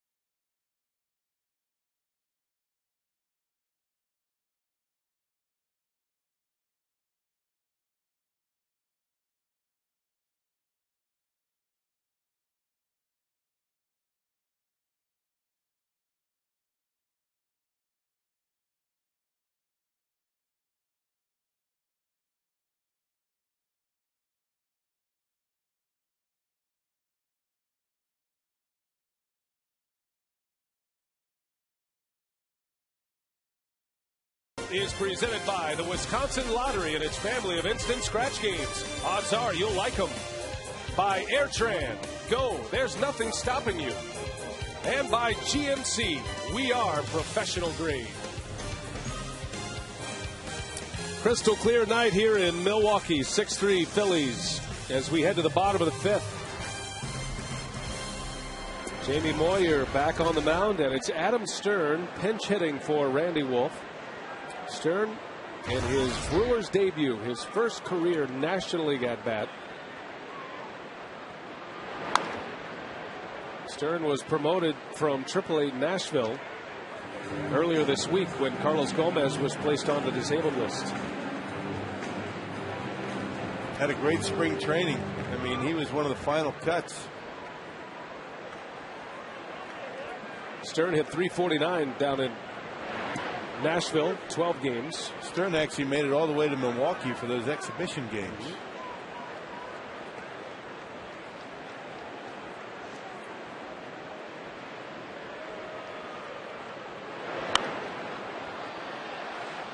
Well, got to be a thrill for him to be back in the big leagues. He got a little cup of coffee at 07, just 2 games with Baltimore. In 05 and 06, he played in 46 combined games with the Boston Red Sox. Has 5 career major league hits, including a home run. In his first National League at bat here tonight.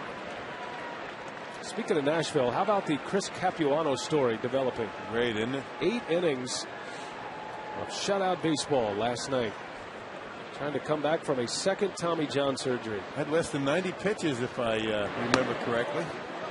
That's pretty good work by Cappy. Boy, that would be a great story. Not 1, but 2 Tommy John surgeries, and throwing the baseball extremely well. There it is, 74 pitches through 8 innings, only 3 hits, couple of walks. In AAA, he was dominating A ball. Stern strikes out.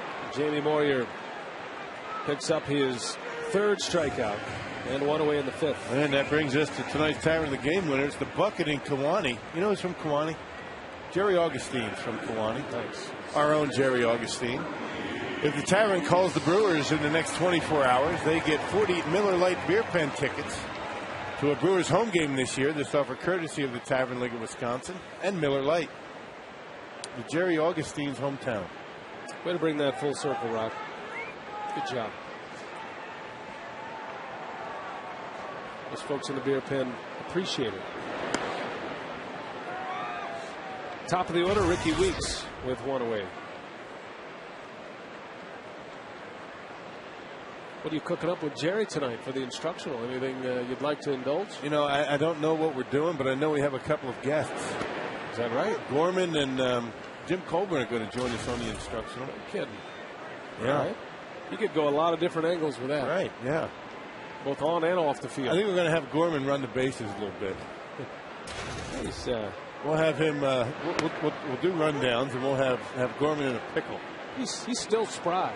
I know. That's not a limp he's walking with. That's a strut, he says. Good to see Gorman before the game today. Yeah.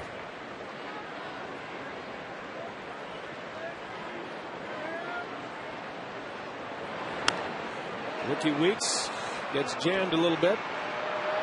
And Ibanez will make the catch. 2 outs. One of the things fun about getting back to Milwaukee and Brewers home games is, during batting practice, Jim Gantner helping out. You see Gorman around the batting cage from time to time, and the guys like the little interaction with those two guys. I enjoy it too. Connects the eras.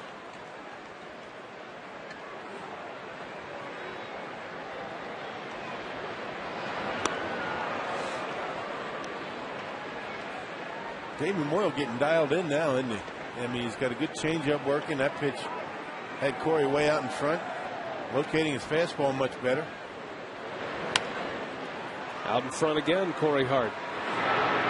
And that is the inning. 3 up, 3 down again for Jamie Moyer. We go to the 6th at Miller Park.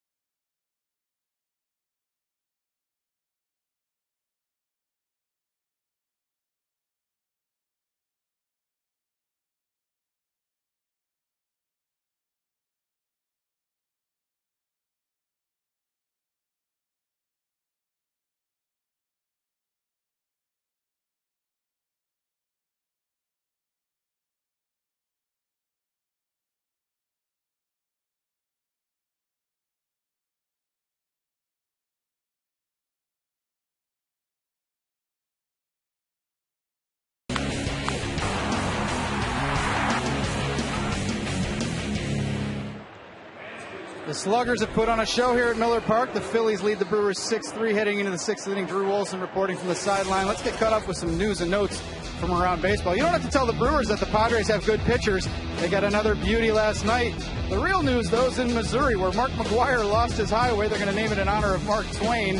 And Ned Yost was installed as the skipper of the Kansas City Royals, replacing Trey Hillman. And guys, a lot of fans here in Milwaukee are talking about Ned Yost and happy that he's getting another opportunity to manage. All right, Drew, thanks a lot. That was a big story yesterday. The Royals hiring Ned Yost, replacing Ned for Trey Hillman. Hillman fired as the Kansas City skipper after 2+ years. And also the Royals let go their third base coach, Dave Owen. So Ned Yost managing tonight, and he's confident the Royals are going to be able to turn things around. Well, Ned Yost does have experience with a young club that is trying to rebuild. Did a nice job with the Brewers for many years, bringing along a lot of the young talent up from the minor leagues from Milwaukee. Now tonight, in Ned Yost's first game as the Royals skipper, the Royals and the White Sox are all tied at 1. Gil Mesh is on the mound for Kansas City tonight. The game's in the bottom of the 7th. And there's a backstory to that, of course. Ned Yost going back to his Atlanta Braves days. Many in the front office for the Kansas City Royals from that Atlanta Braves organization, including Dayton Moore, their general manager. So very familiar with Ned Yost from Atlanta. Randy Parra, high throw and safe.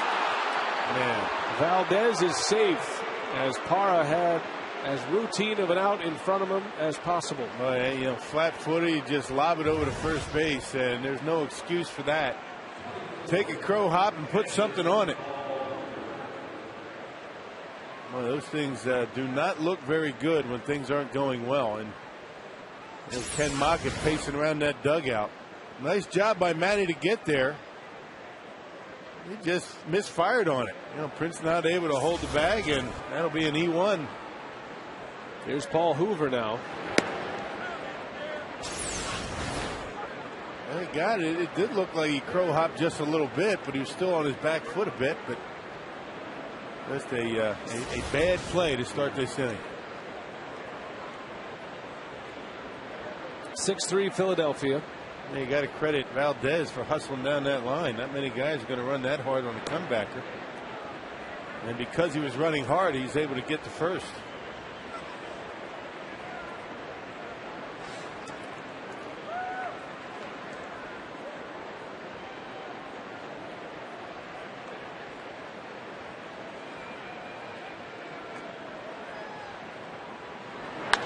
Hoover, a base hit to right. And the bottom of that Philadelphia order has done some damage here tonight. Fans, this copyrighted telecast is presented by authority of the Brewers and may not be reproduced or retransmitted in any form, and the accounts and descriptions of this game may not be disseminated without express written consent of the Brewers. So the first two reach against Manny Parra. Maka makes the call to the bullpen. Randy Wolf was pinch hit for last inning. Randy Wolf goes 5 innings, gives up 7 hits and 6 runs. And Manny needs to turn things around. He started his season out of the bullpen very well. 10 2/3, did not allow a run. Since that time, he's had a rough go of it. Last pitched on Wednesday against the Braves. Gave up 2 runs in an inning. His last 5 outings have been tough.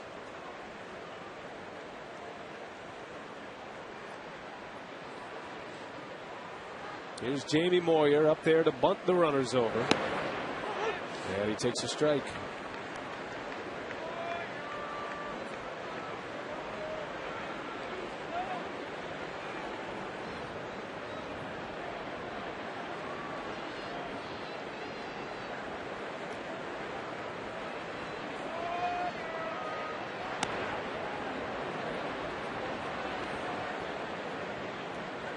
Moyer had a sacrifice bunt his last time up.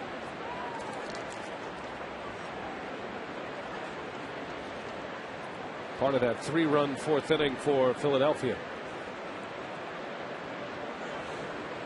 2 on, nobody out.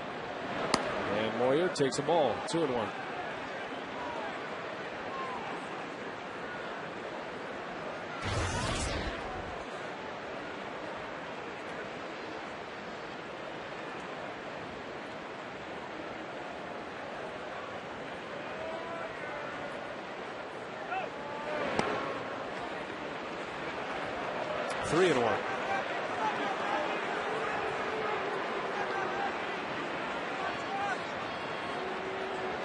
Manny Parra walking a tightrope here with the Phillies. Moyer trying to give him it out. And he bunts it in front of the plate. Only play is first, and Parra bobbles the baseball. Bases are loaded. That'll be a sacrifice, another E1. So Manny having a rough time of it out there right now. A little bit of indecision. Manny not sure if Kataris is going to get it. Manny goes after it, misses it. And after that, too late to get Moyer. A sacrifice E1, so 2 errors on Manny Parra in this inning. And a good time for a trip to the mound for Rick Peterson.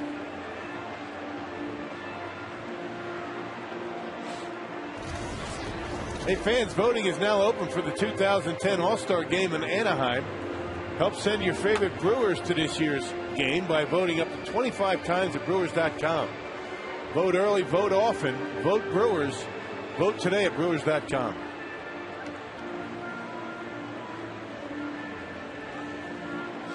Now the Brewers are in a dicey spot here in the 6th. Bases loaded, top of the order coming up. Parra with 2 errors in this 6th inning. And here comes Victorino. Victorino drove in 2 runs with a triple his last time up. He's 2 for 3 at the plate.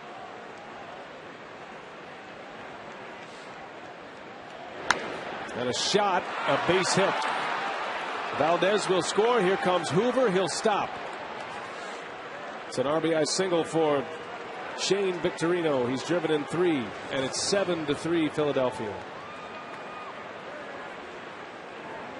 Yeah, with the run producers coming up. Yeah, we mentioned in the first inning, you have to keep the bottom of the order on. 6 through 9 have been on base just about every time. Victorino not wasting any time, shooting that one right back through the middle with the infield in. 8 times, 6 through 9 have been on in this game, either hits, walks, or errors. Victorino now with 28 runs batted in for the season. The most by any leadoff hitter in baseball. Polanco is 0 for 2. His first matchup against Parra.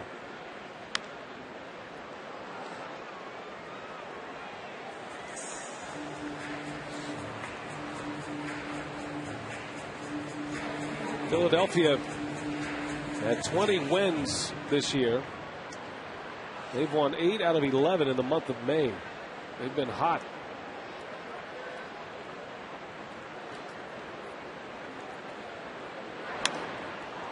In the air to left.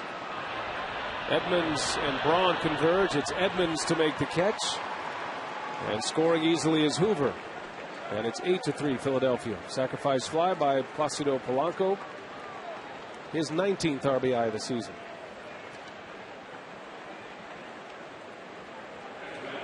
No team, not too many teams do a better job in situations like that. A man at third base and less than 2 outs than the Phillies. Yeah, only the Mets have more sacrifice flies than Philadelphia in all of baseball.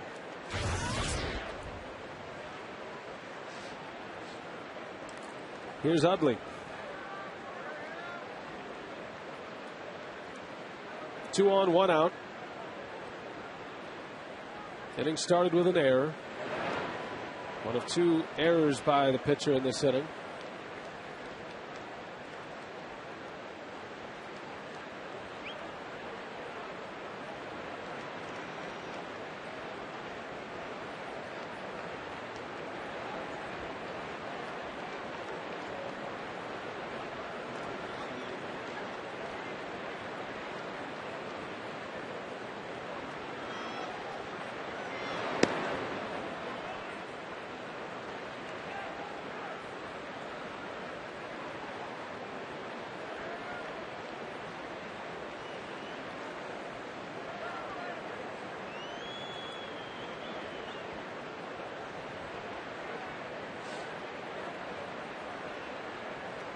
Two and nothing on Utley.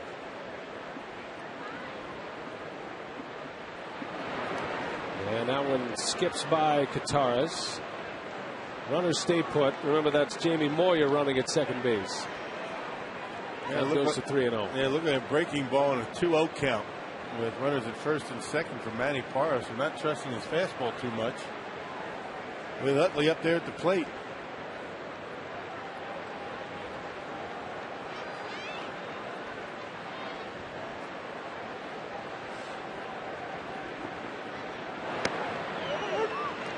Three and 1.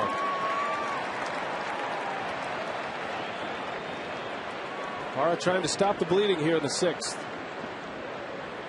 Got to figure out a way to get this fastball down in the strike zone and get a grounder. Get out of this mess.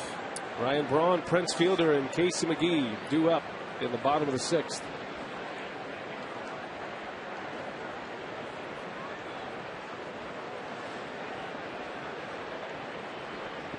A hitter's count for Utley. What a fastball by him. 3-2. 95-mile-an-hour fastball, his best of the night. Well, you're right about that look for Victorino. It's not working. It's not working. You know, with the stirrups and the high tops, patent leathers. Kind of got a Bill Buckner look going over there. Yeah, that's a bad look.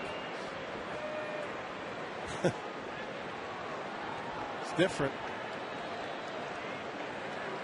Low side up front on the stirrups. He went. Utley strikes out. So Parra comes back and strikes out Chase Utley, who is 0 for 4. Yeah, breaking ball. Breaking ball, 3-2. Look at it. Nice slider right on the outside corner. Comes all the way back from a 3-0 count.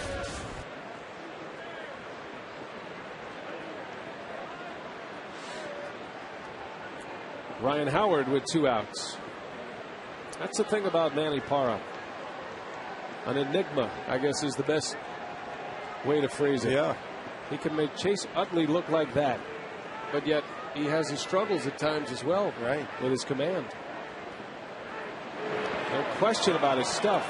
Not so much command, you know, out of the strike zone. Sometimes it's command in the strike zone. 1-2, 0-2 pitches that you don't have to be too fine with.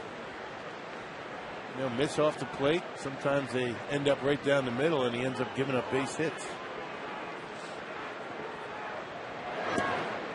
There's a good pitch.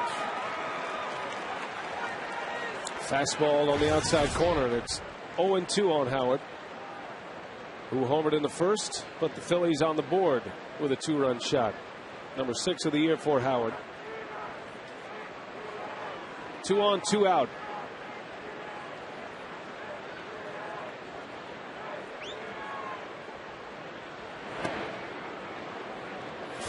Take you back to that first inning. Ryan Howard getting the scoring started early for Philadelphia. A no-doubter into deep right center. And a quick strike for the Phillies.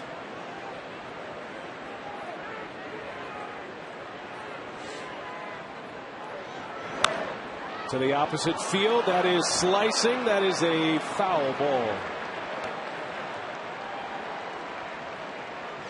Howard, a perennial 40 homer, 100 RBI man, 146 home runs since the 07 season. And check out this list, Rock. I mean, these are who's who in baseball, and best in the business. Everyone on this list, with the exception of Adam Dunn, has homered tonight. A-Rod, Pujols, Fielder, and Howard in this game. Alex Rodriguez approaching 600 career home runs. And that list didn't even include 06, when Ryan Howard hit 58 home runs and drove in 149. That 07 year was Prince Fielder's 50 home run season. The home run derby champ from a year ago. 2-2 to Howard. And he struck him out. Kotaris will secure it at first. Manny Parra gets out of it. How about that? He strikes out Utley and Howard.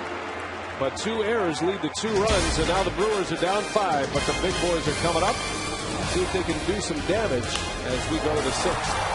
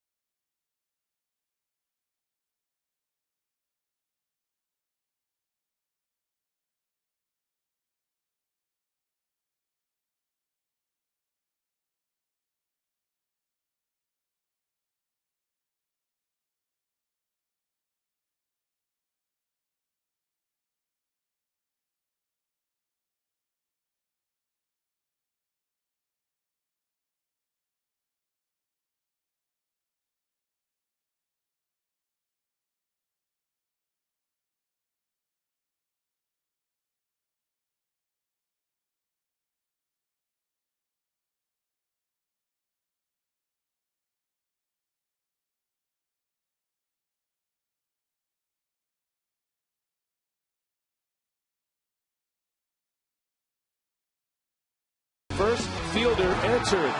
One of 3 home runs for the Brewers in the second. Edmonds and Kataris both homered as well. Raul Ibanez hit a home run to lead off the fourth. His third of the year. Randy Wolf went 5 innings, gave up 6 runs. Manny Parra took over. And the Phillies tacked 2 more on in the 6th, courtesy of 2 errors in that 6th inning. Cousins game reset. The Phillies 8, the Brewers 3 as we head to the bottom of the 6th inning.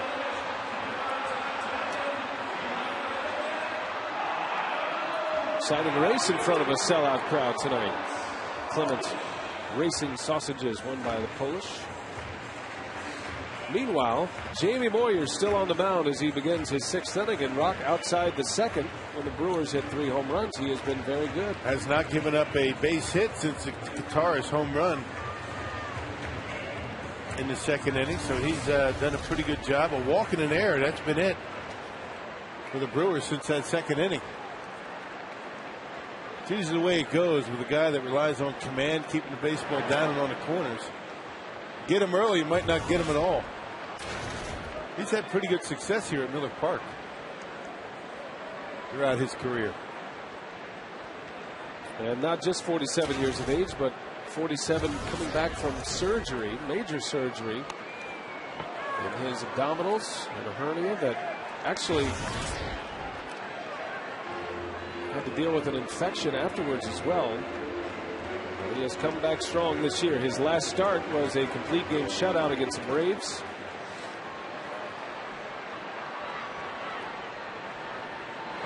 He broke a record that had stood since 1986, the oldest to throw a shutout in Major League Baseball history. Phil Niekro had the record, the knuckleballer. Niekro was 46 in 1986. That was last Friday. The Phillies and the Rockies dealt with some rain earlier this week, and Moyer's spot was skipped in the rotation, which is why he pitches the opener here tonight. Ryan Braun is 0 for 2 against Moyer. Breaks his bat. Ibanez will run it down for out number 1. Let's take you back to last Friday. It was against the Atlanta Braves and a record-setting day for Jamie Moyer and the Philadelphia Phillies. You see the 36 patch on his sleeve for Robin Roberts, who had passed away the day before. And Moyer was terrific. 9 innings of shutout baseball, just 2 hits in that game. Struck out 5. He beat Derek Lowe. Phillies won the game 7-0. And it wasn't long after that the Braves came in here and did a pretty good job on the Brewers pitching staff. Check out the comments by Chipper Jones. The guy is 87 years old and he's still pitching for a reason. Stays off the barrel, which is a great way to put it. Hard to square up on Jamie Moyer for a hitter. Yep, comfortable offer. Now, there are certain guys who go up there, you look bad, you feel embarrassed, you're not going to get a hit. But Jamie Moore is always one of those guys that he'll get you out. You just missed one. You sit in that dugout and you wait for your next turn. So I'm going to get him this time. And lo and behold, he gets you again. A comfortable offer. Amazing thing about Moyer, I mean, he does a very good job of using the inside corner, both the right-handers and left-handers. He wants to get you out of the way, but he keeps you honest inside and doesn't miss. He throws strikes in there. Only the lefties have given him trouble tonight. Fielder, a little chopper. Jamie Moyer scoops it and throws him out. 2 up, 2 down. Time now for our Ho-Chunk Gaming Wisconsin text question. What does Jamie Moyer need to do to get inducted into baseball's Hall of Fame? Juliana and Monroe. They'll probably pitch another 10 years. That's right. Yeah, he'd have to win 300, you'd say. He has won 20 twice. What's amazing about Moyer's career is that he really didn't get going in his career until the age of 29. 262 career wins. In his 24th season. As for a Hall of Famer, I think it would take 300 wins to get him there. I don't see it. Because there is something to be said about longevity. But here's the graphic that we're talking about. Before the age of 30, he was 20 games under 500. After he turned 30, look at those numbers. 228 big league wins. McGee bounces one to Valdez. And that is a very quick 3-up, 3-down inning. Moyer just rolling along here, and it's 8-3 Philly.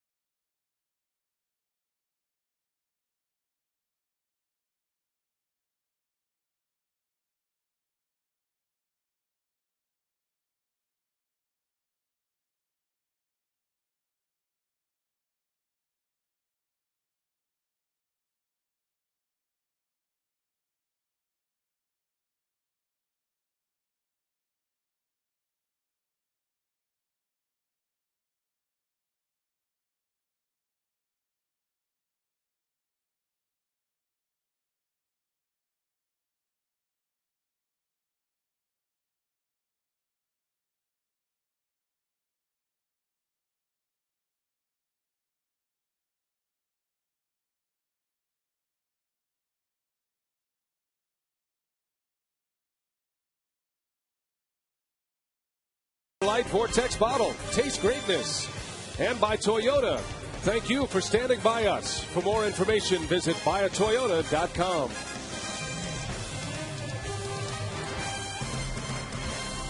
Our Miller Lite What's on Tap. The Phillies are here for the weekend on Fox tomorrow. Matter of fact, national television the next 2 days. And then the Brewers head to Cincinnati to take on the Reds. And we're back on Fox Sports Wisconsin Monday from Great American Ballpark in Cincinnati. 8-3 Philadelphia. Manny Parra back on the mound. And he faces Jason Worth.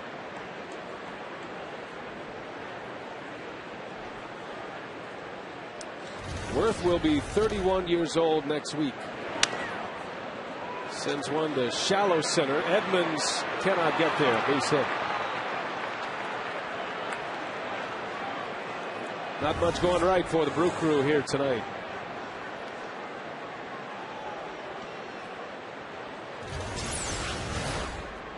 Not a bad pitch by Manny, down and away. I mean, doesn't get much better than that when you talk about where you want to throw a fastball. But Worth, with those big long arms, able to go down and get it. Worth's always been a good low ball hitter, but off the end of the bat, and a leadoff base runner once again for Philadelphia. Here's Ibanez. It's only been one inning where the Brewers have been able to retire the leadoff hitter. That was the 5th inning. Check out Worth. You talk about a guy that's fully extended, just barely getting the end of the bat on it, and strong enough with that leverage to dump it in front of Edmonds in center.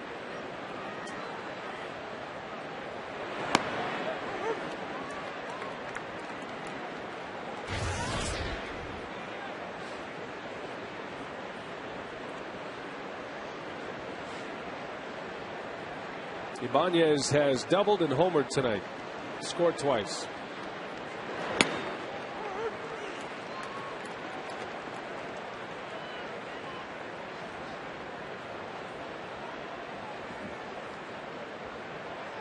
One of 5 home runs hit in this game. All 3 of the Brewers' home runs came in the 2nd inning.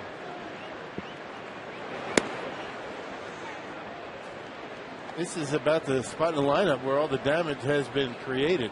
They've been on 8 times, and they've scored 6 runs. 6 through 9. Ibanez, Valdez, Hoover, and the pitcher Jamie Moyer.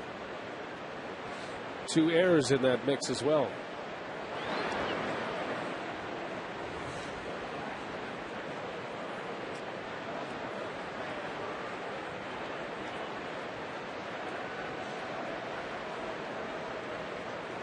Philadelphia sits atop the division in the East. They have a 1-game lead over the Washington Nationals. Big surprise team in the National League this year. I'd say the Nationals and the Padres are the 2 teams that require a double take. San Diego is 10 games over 500. Parra strikes out Ibanez, his 3rd strikeout.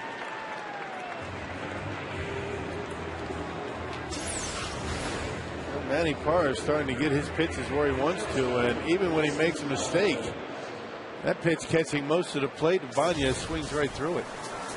Now, Rocket Brewers Negro League tribute game is Saturday, May 29th. The Brewers will don the Milwaukee Bears uniforms and battle the New York Mets. It's going to be a nice night. Pay tribute to Butch McCord and Ollie Brantley during a pregame ceremony. Former Negro League players. Invite you out. Visit Brewers.com for more details. It's always a fun night.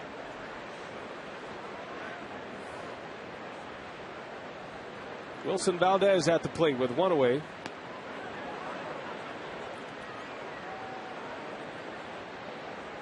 Valdez has 2 hits, a double and an RBI, and a triple and a run scored. Reached on an error and scored a run in the 6th.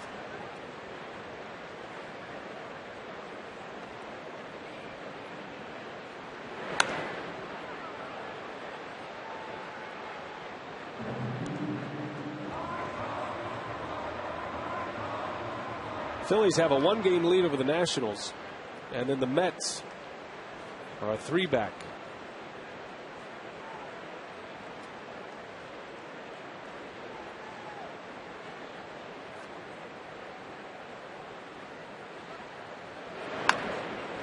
Back to Parra, to second for 1, and that's all they'll get. Let's check in with Drew Olson with 2 outs.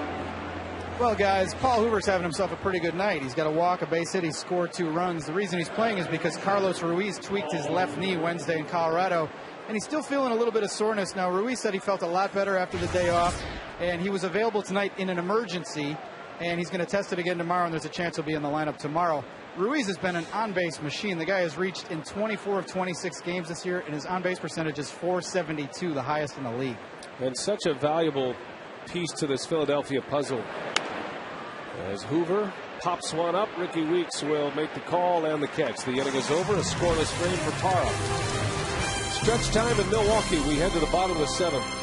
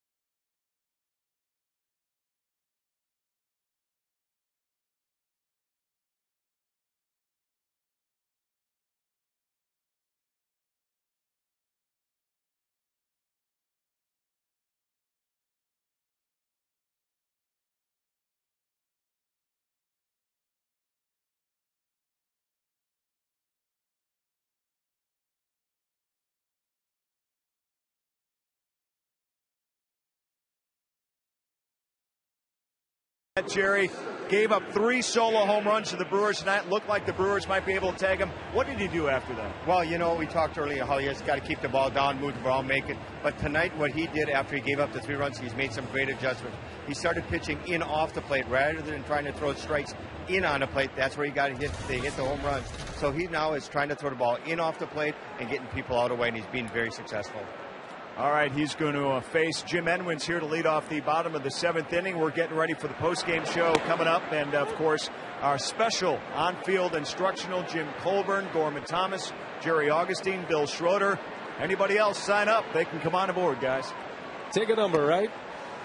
Thanks, Craig. Oh, he's not 48. He's older than that. Yeah. What's up with that? I don't know. I think maybe Craig's just having a little fun. Making him feel good. Kind of making a connection here between left-handers. As Jim Edmonds bangs one into right field. Well, the Brewers need something. They need a spark. This sellout crowd is ready to roar for something, and not a bad start as we check in with Drew.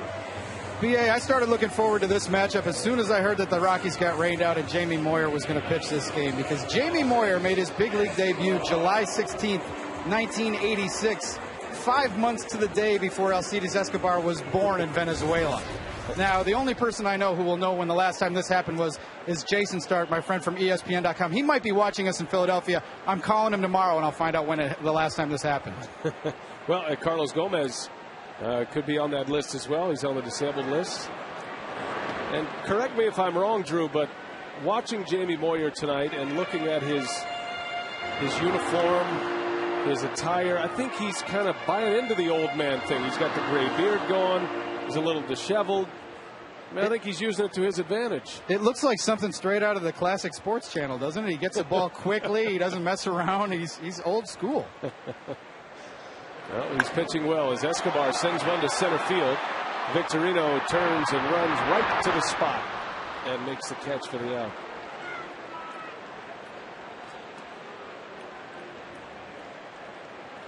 Well, Jamie Moyer actually has as much experience against Brewer coaches and former Brewer legends than most of those in the lineup here tonight, including Paul Mulder and Robin Yount.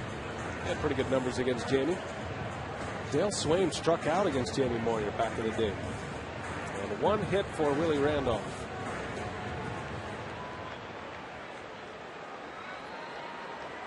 But those two are all business right now, as they should be. So as much as you want to kind of drop the needle, that might be for tomorrow. Yeah, I don't think Dale's going to remember that or even want to talk about it for that matter. But the point is, that's how long this guy's been around. I mean, I think, you know, before he turned 30 years old, I think Jamie Moyer thought of himself as maybe a guy that can throw hard, strike guys out. I mean, who doesn't when they come up, right? I mean, anybody wants to be a strikeout guy, but I think his turnaround probably coincided with, his understanding that I'm not going to be that kind of a guy. I got to pitch a little bit differently. Moyer credits his father-in-law with his turnaround in his late 20s. His father-in-law is Digger Phelps, basketball analyst, former NCAA basketball coach at Notre Dame. And it was Digger Phelps who sent Jamie Moyer to a guy by the name of Buzz Campbell, who completely overhauled his mechanics in his late 20s, already a big league pitcher. And it was soon after that Moyer caught fire with the Seattle Mariners. He won 20 games in 01 with Seattle, finished 4th in the Cy Young voting that year, and won 21 games in 03.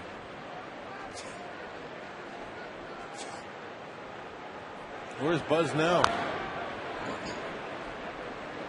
I think if he had a turnaround like that for Jamie Moyer, he should have probably worked with a few other guys. Huh? What's more impressive to you, Bill Schroeder, the fact that he flirted with a no-hitter as late as 07 when he lost a no-hitter in the 7th, or he went the distance, a complete game shutout at 47 years of age last week? I think going the distance, I would imagine that's pretty impressive. Well, Chipper Jones, we showed the quote from Chipper. I mean, there's a reason why this guy's been around as long as he has. I mean, he's smart. I mean, knows how to get hitters out. He knows how to use a hitter's aggressiveness to his advantage, take a little off, add a little bit here. Jerry Augustine made a really good point when he said that he started to pitch in off the plate inside, not trying to throw strikes in there. Hey, you make hitters aware of inside, it really opens up the outer half. But most of the time, in my experience, when a pitcher went inside, and really only get 1 or 2 shots with every hitter, maybe one to throw that four-seamer in on him to lock him out, to surprise him. Most guys have to throw strikes inside to be effective. If you don't throw strikes, most hitters aren't going to pay much attention to a pitch in on you. And that might be one of the reasons why Moyer has struggled a little bit against left-handed hitters lately. He's got that cut fastball that he uses against right-handed batters. That was a walk he didn't want to make. It reminds you a lot of Frank Tanana. After he hurt his arm, he became a control pitcher. Jimmy Key, Mike Flanagan with the Orioles. Guys that didn't throw very hard, but used the inside part of the plate very effectively. Here's Craig Counsell pinch hitting. Brewers trying to do anything they can to whittle away at this deficit. Yeah, the only right-handed bat for Ken Mock is Greg Zahn, the pinch hitter, or the switch hitter. Well, the way the lefties have swung the bats and gotten on base against Moyer, this might be the better option. But 3 home runs from left-handed hitters. 4 hits total and a walk from the lefties in the lineup. 2 on, 1 out.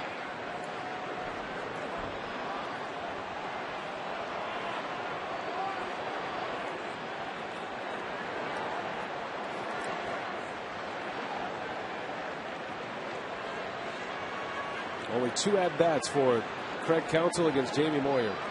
That's hard to believe as long as these 2 guys have been around.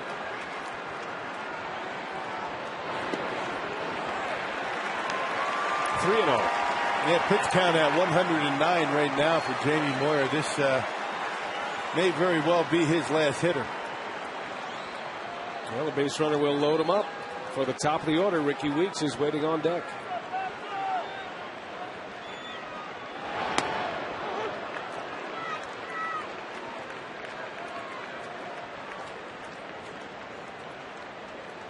Weeks had a hit against Moyer in the first. Herndon is ready for Charlie Manuel in the bullpen, the right-hander. And second time that's happened. Craig Counsell stepping out on Moyer. Yeah, pitchers don't like that too much. Umpire doesn't have to give him time out. Apparently Craig able to call time early enough, and second time Moyer has gone through his delivery but had to hold the baseball.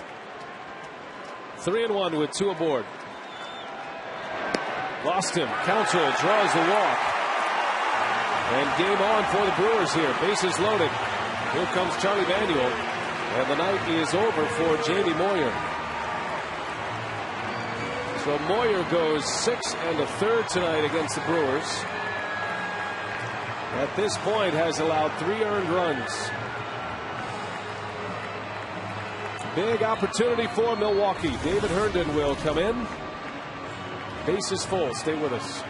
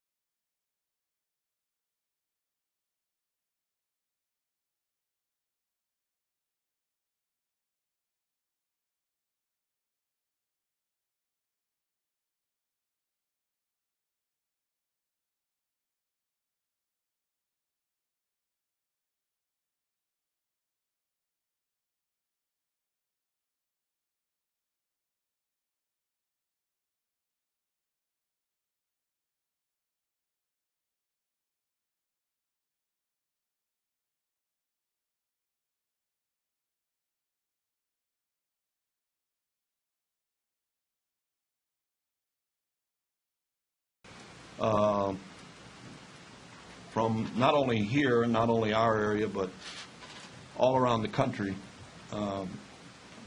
People have been fantastic. That was earlier today, a press conference held by the Brewers. Bob Uecker, after heart surgery just a couple of weeks ago. He's doing great. Great to see Bob, and he was out at the ballpark for a while earlier today. Final numbers on Jamie Moyer, not official yet. Still 3 base runners, his responsibility. 6 1/3, however, for Moyer. And 5 hits. And now the Brewers have a great chance here. David Herndon is on to pitch out of that Philadelphia bullpen. Yeah, control pitcher, doesn't walk many, it doesn't have many strikeouts. A 4.76 ERA. Was in Double-A last year. 8-3 our score. The Phillies lead the Brewers. Weeks has been on twice, have a single and a walk. He slices one foul. At the plate, presented by Wendy's, Ricky Weeks aboard twice. Flew out to left field his last time up. This Philadelphia bullpen has been the stingiest of them all in the month of May. Just a 1.88 earned run average for the Philly relievers.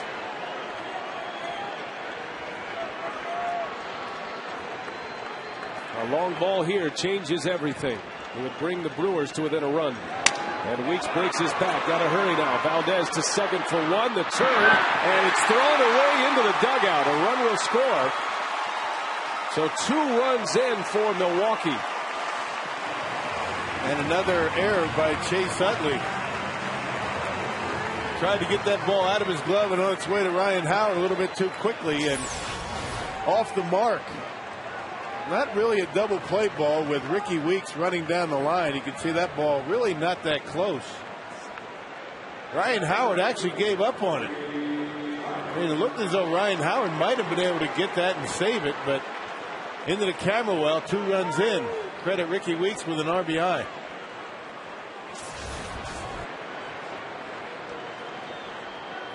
And here's Corey Hart.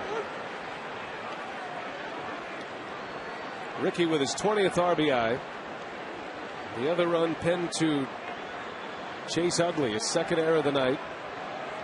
8-5 Philadelphia. Weeks at second base. Way inside, almost hit him. Philly's bullpen is under some question right now as well with injuries. Brad Lidge, he is day-to-day. J.C. Romero, their situational left-hander, has been used sparingly as well by Charlie Manuel. Another one almost hit him.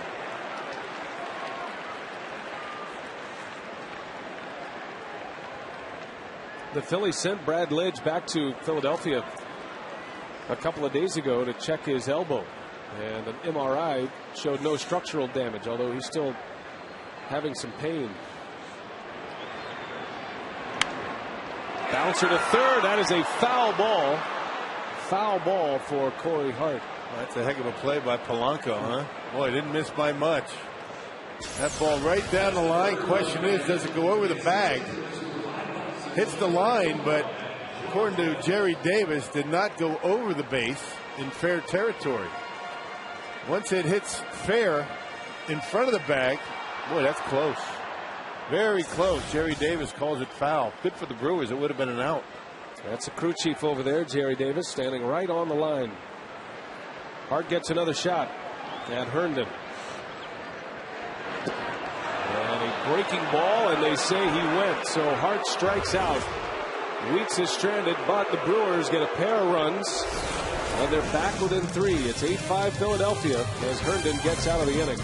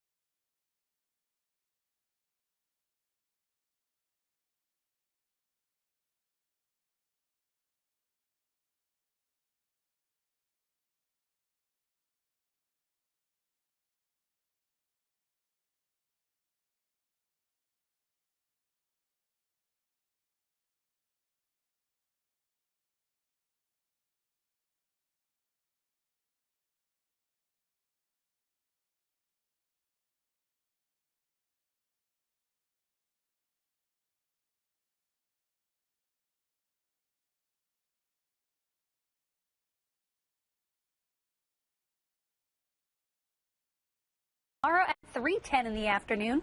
It'll be partly to mostly sunny, dry, but cool, 63 degrees the first pitch temperature with a light breeze from the east. All right, Kate, sounds like a great day in Milwaukee tomorrow. Roof is open tonight. And it's 8-5 Philadelphia. The Brewers getting 2 runs in the 7th. And back within 3, it's Claudio Vargas to try to hold the Phillies down.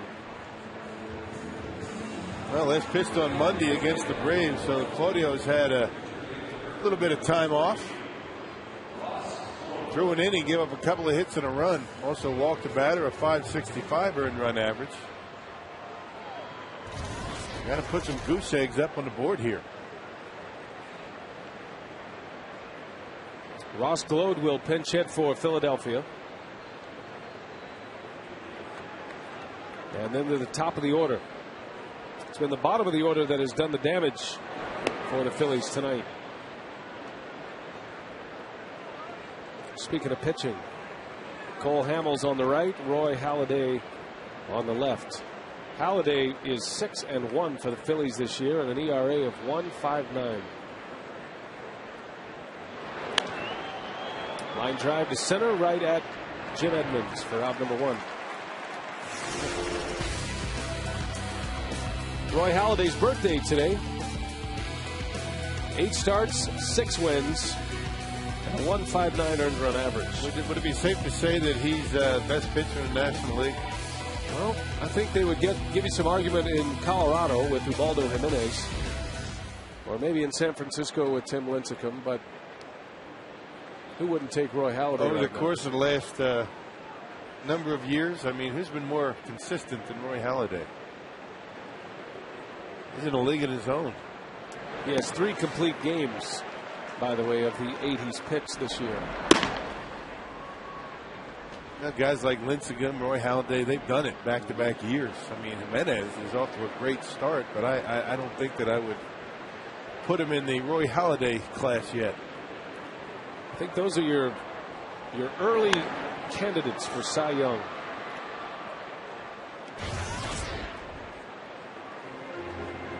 You'd have to throw Livan Hernandez in that group as well. Can you believe that? Right now, yeah. Speaking of guys who have resurrected careers. Livan Hernandez. Another guy that throws about 85 tops.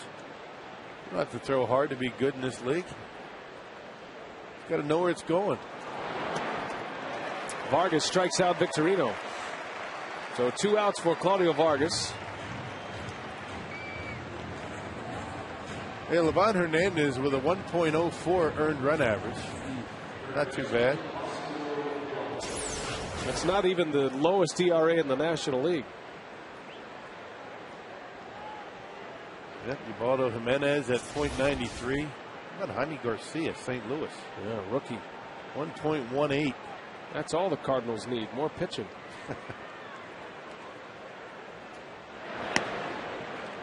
Phillies are hoping to get Cole Hamels back into form, back into his 08 form. Showed some signs of it. He picked up a win his last start. Tomorrow it is Joe Blanton against Chris Narveson. Hamels will pitch on Sunday. Doug Davis and Cole Hamels Sunday night here at Miller Park.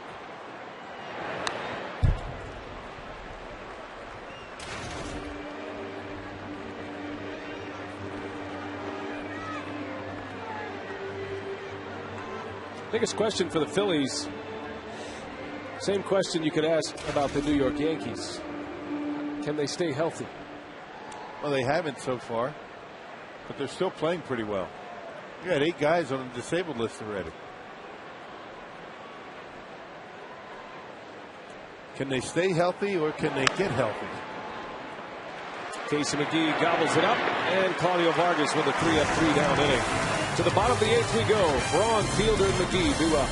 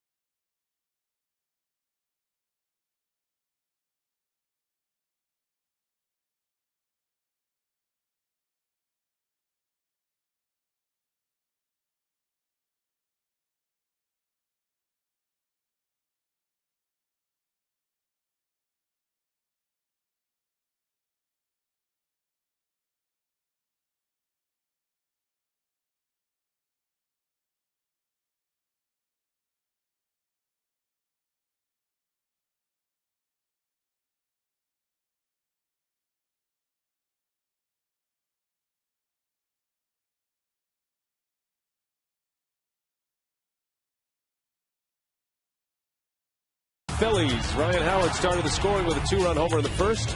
Fielder hit one further in the second. A long bomb to deep right center. Jim Edmonds later in that inning homered, his third of the year. And 2 batters later was George Gataris with his 3rd home run. Ibanez homered in the 4th to lead off. The 5th home run of this game. And it is 8-5 Philadelphia. The Brewers get 2 in the 7th to whittle down the deficit, but they are running out of outs. We head to the 8th. Phillies up by 3, and it's going to be a new pitcher coming out of Charlie Manuel's bullpen. Dennis Baez will take over, his 17th appearance. His 6th different major league team. Now Baez, a 6 ERA, 15 innings in 16 appearances. Here's Ryan Braun. Braun returning to the lineup tonight. Has not started a game since Monday. Hit by a pitch on Monday night against the Braves. Knocked him out of the game, and it knocked him out of 2 starts on Tuesday and Wednesday. Braun is back with that elbow guard on his lead elbow. Shatters his bat again. Braun's gone through some lumber here in this game.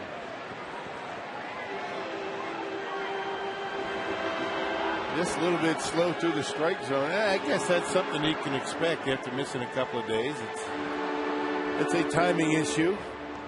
Maybe Ryan in the back of his mind thinking about that elbow. You don't normally see Ryan Braun get eaten up inside too often.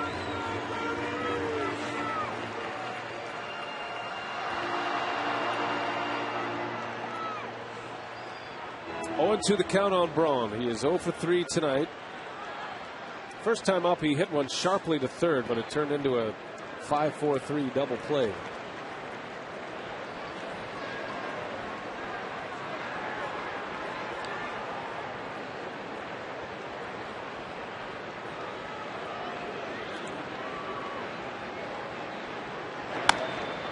Chopper up the middle. Valdez. The throw is just in time to get Braun. 1 out here in the 8th. And here comes Prince Fielder. Well, Ryan Howard with the home run in the first inning. Jimmy John's delivery of the game. That was a long home run. And then Fielder hit one even longer in the second inning. Banged it off the rafters up there and into the Toyota Tundra territory. Prince with a couple of tape measure shots in the last couple of series. You know, that home run that he hit in Phoenix, high off the scoreboard in center.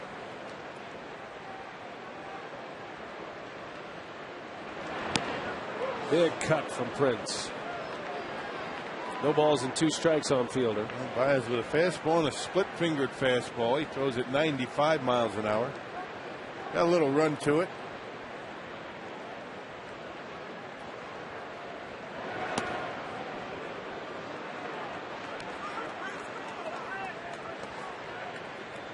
Baez from Cuba. Surfaced in the big leagues in 2001 with the Indians.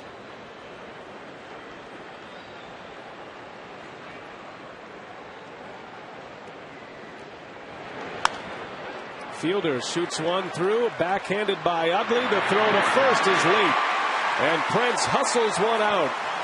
An infield hit for Fielder. Well, he had the big shift on for Fielder with Utley in short right field, swung around in the hole, and Prince didn't hit one very hard. Right off the end of the bat. Good movement from the fastball, and Utley just not able to get enough on the throw. He's right on the money. Prince sniffing a base hit, able to get down that line and beat it out. Only the second hit for the Brewers since the second inning.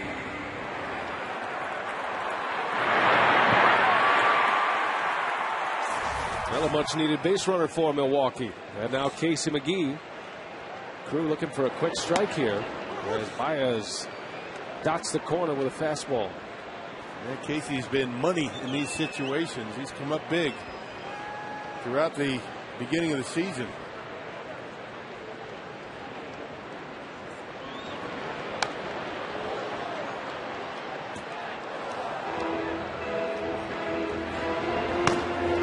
J.C. Romero. He's coming back from elbow surgery in the offseason or last year.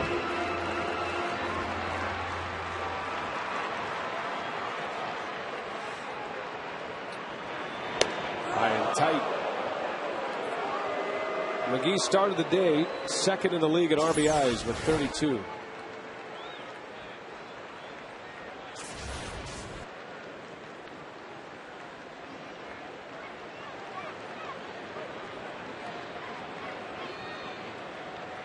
Coming back with a fastball for McGee. And Casey fouls it away.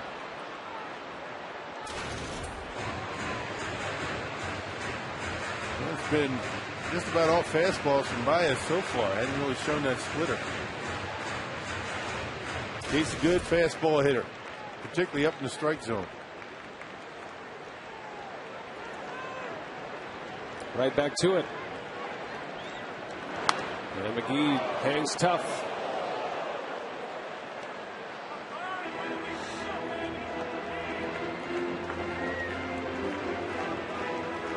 Fielder at first. The Brewers trying to get into that deficit.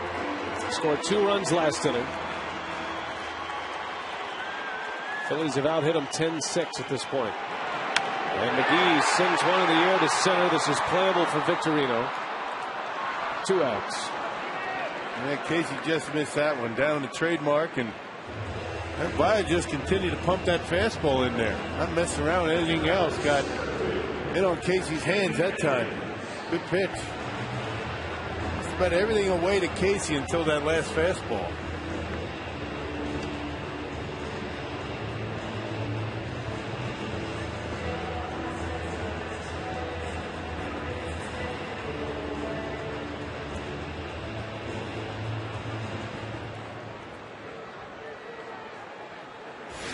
Jim Edmonds back in the second inning, the second home run of the inning, and his third overall of the season. Made it a 3-2 ball game. George Kottaras would homer later in that inning to tie it, but the Phillies scored 3 in the 4th, added 2 more in the 6th.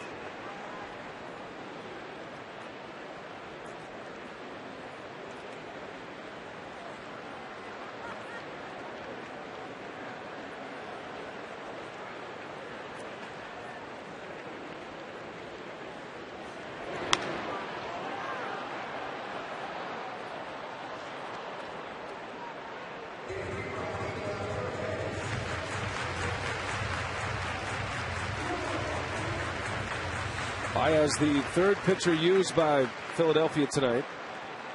Jamie Moyer started. He's in line for the win. He went 6 in the 3rd. And there is a base hit. Edmonds squeezes one through the hole. And now the tying run will come to the plate. A couple of seeing eye base hits by the Brewers. First Prince, and now Edmonds. Valdez shaded up the middle. Once again, Valdez able to, I should say Baez able to get in on the hands of a Brewer hitter. Edmonds is doing a nice job pulling the hands in. Actually got that one off the end of the bat, but able to sneak it into left field. On the tying run at the plate. That's all you can ask for late in the game. Alcides Escobar will bat. First and second, 2 outs. Escobar has 1 home run this year. It was here at Miller Park. And a breaking ball strike from Baez. Baez pitched for Charlie Manuel with the Indians when he first came up. Matter of fact, it was Manuel who was managing Cleveland that brought him to the big leagues in 01. Gives him another chance with Philadelphia this year.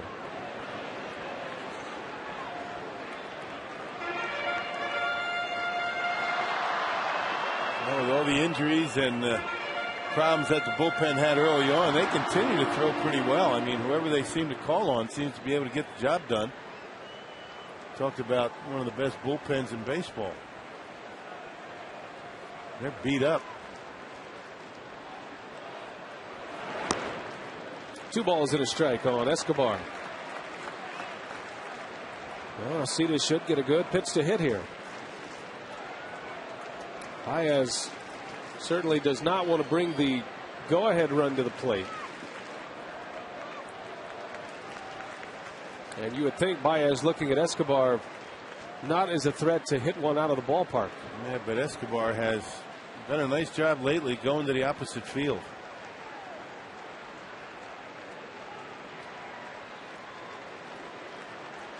Two balls and a strike. Fielder at second. Edmonds at first.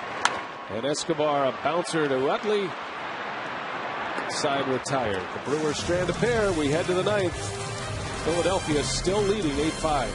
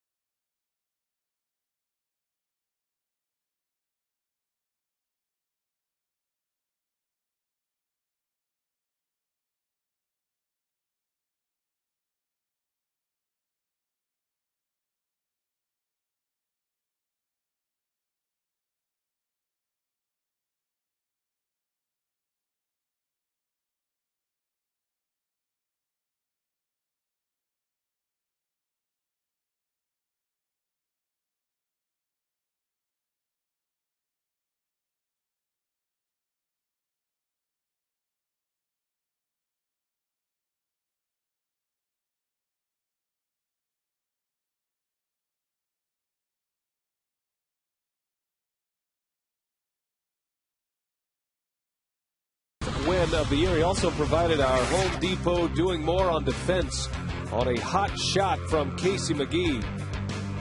The veteran Moyer showing the nimble glove work. That was back in the second inning.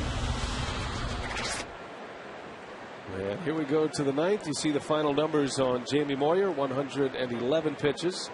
Trying to win in consecutive starts. He beat the Braves his last time out. That was last Friday. Mitch Stetter will pitch for Milwaukee. Stetter follows Claudio Vargas, who works a scoreless eighth. 3 of 3 down inning for Vargas. Randy Wolf started, gave up 6 runs in 5 innings. He's on the hook for the loss. Manny Parra went 2 innings, allowed 2 unearned runs, but 2 errors by Manny. Allowed the Phillies on the board in the 6th. Then Vargas, now Stetter. Chase Utley, Ryan Howard, and Jason Worth due up for Philadelphia. Looking ahead to the bottom of the ninth, the Brewers will have George Kataris to lead off, and then the pitcher spot. And back to the top of the order. So if you're thinking about a comeback tonight, the Brewers, if they put some men on base, will be right where they want to be in the batting order to do so. Somebody will have to get on to get Braun and Fielder to the plate. Now, first things first, got to put up a 0 in the top of the ninth, and the Phillies have their best hitters coming up. It's been a long night for Utley. He's 0 for 4 with a couple of strikeouts on his card. It really has been the bottom of the Phillies order, and Victorino done most of the damage. Middle of the order has been pretty quiet since Ryan Howard's 2-run homer in the first.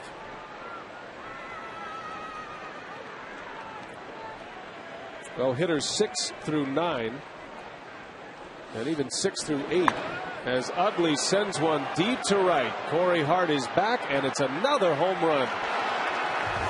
Chase Utley goes deep. Number 9 of the year, and it's 9-5 Philadelphia.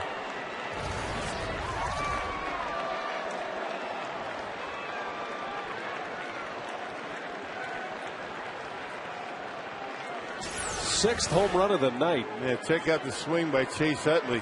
I mean, not even full swing. It's all about bat speed at the point of contact, and Utley stops that bat about halfway through his backswing and still able to get enough of it to get it out of here. I think they see many swings like that end up as home runs. That is as short and as compact of a swing as you'll find anywhere. Chase Utley. And a sawed-off home run belt gives the Phillies a 4-run lead. And a very frustrating homestand continues here tonight against the Phillies. Yeah, Brewers have won 4 games at home this year, and 2 of them in the first series against Colorado.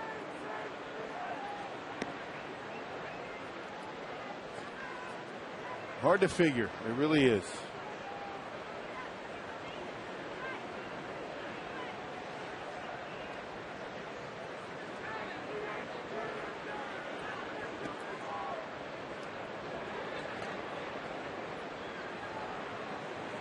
Jose Contreras, who's been closing games with Lidge out. Lidge was back just briefly, and Contreras was setting up for Brad Lidge. Not a safe situation any longer that Utley is homered. Well, Contreras has thrown the baseball pretty well. I mean, he deserves the opportunity. An ERA under 1. And back to his big velocity. Jose Contreras. He's consistently getting it up there in the mid-90s. Howard bounces out. First out of the 9th inning. Elsewhere in baseball, the Diamondbacks are taking on the Braves here tonight, and Atlanta, the game's over. Atlanta comes back, Rock, with 2 in the 9th to win at 6-5. Diamondbacks have lost 7 straight. Jack Qualls blew the save. Nate McLouth and Brian McCann homered. 6-5 Braves, who all of a sudden are just a game under 500. Now Worth is dropped. Hit by a pitch, he'll take first.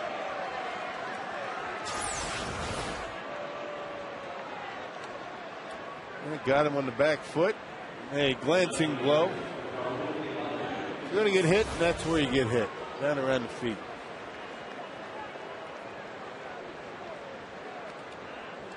Worth at first with 1 out for Ibanez.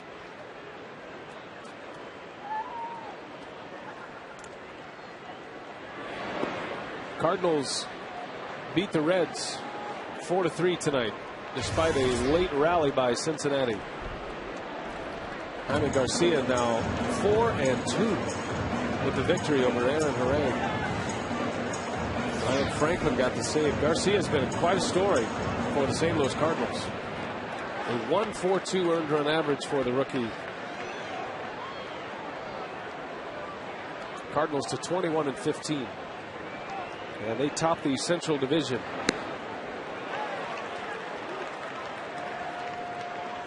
Marlins beat the Mets. Florida 7-2 over New York. Pirates over the Cubs tonight. 10-6. Zambrano took the loss in that game. And Cubs continue to struggle. Pittsburgh scored 3 runs in the 8th. Added 1 in the 9th to win at 10-6. That was a tie game when Zambrano entered.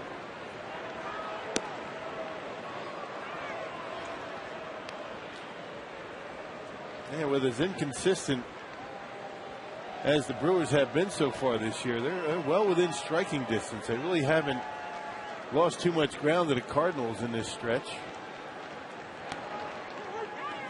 Cardinals before tonight had lost 3 straight.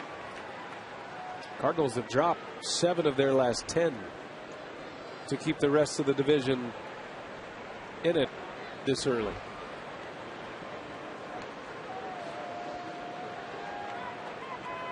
Full count to Ibanez with a runner at first. Got him. Stetter strikes him out for out number 2.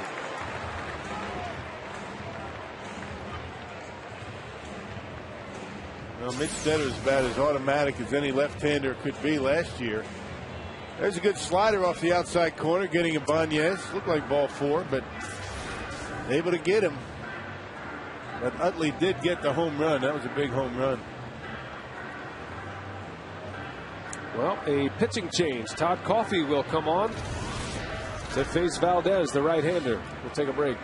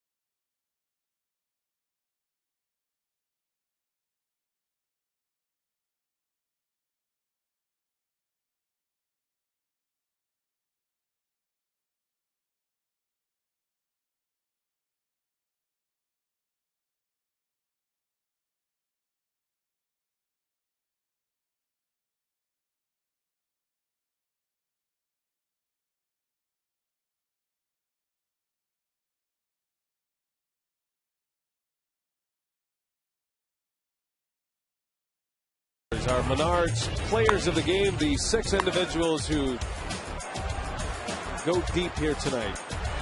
Prince fielder Jim Edmonds and George Katars did it in a single inning. That was back in the 2nd. Ryan Howard, Raul Ibanez, and Chase Utley for the Phillies. I guess that's what you expect in a Brewers-Phillies game. Home runs. Home run derby. Did not disappoint in that regard. Started the day 2nd and 3rd in the league in homers behind the Diamondbacks. Todd Coffey's on the pitch. 2 outs in the night. And a base runner at first. Well, Coffey last pitched on Tuesday. He doesn't like to have too many days off between appearances. Tuesday to Friday, that's a big layoff for Coffey. 2/3 of an inning. There's his numbers overall. 2.25 ERA. Stetter exits, allowing a run. Bouncer over to McGee. Best case scenario for Todd Coffey. 1 pitch, 1 out. And we're headed to the bottom of the 9th inning. The Brewers are down 4.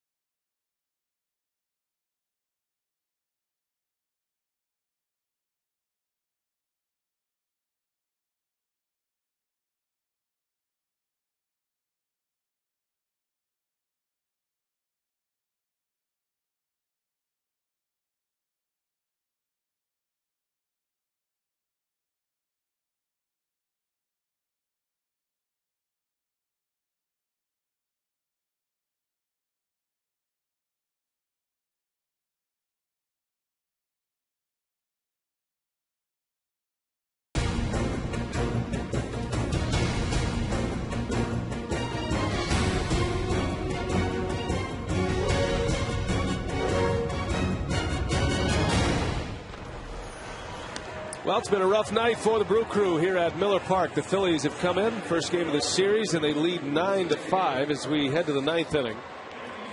And it's going to be Jose Contreras, the second pitcher used by Charlie Manuel from Cuba. And Contreras, speaking of fountain of youth, he's found it once again here for the Phillies. Yeah, he's bringing it with big numbers, 96, 97 miles an hour, 12 of his 13 appearances this year have been scoreless outings. You can see his numbers very good. 1 walk, 15 strikeouts in those 11 2/3 innings. Contreras was traded from the White Sox to the Rockies last year for Colorado's playoff run. The Rockies were eliminated by the Phillies in the postseason in the NLDS. So Contreras joins them after he couldn't beat him. Rally caps are on. George Kataris leads off.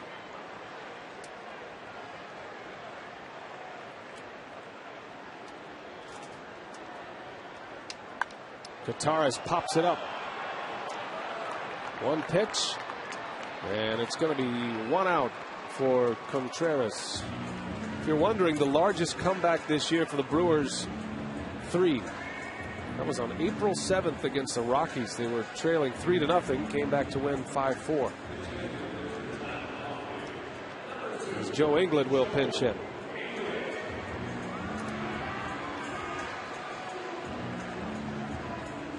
Atlanta swept the Brewers to start this homestand. Milwaukee in danger of dropping to 4-12. Worst start to a season at home, 4-13. Got to go back to 86.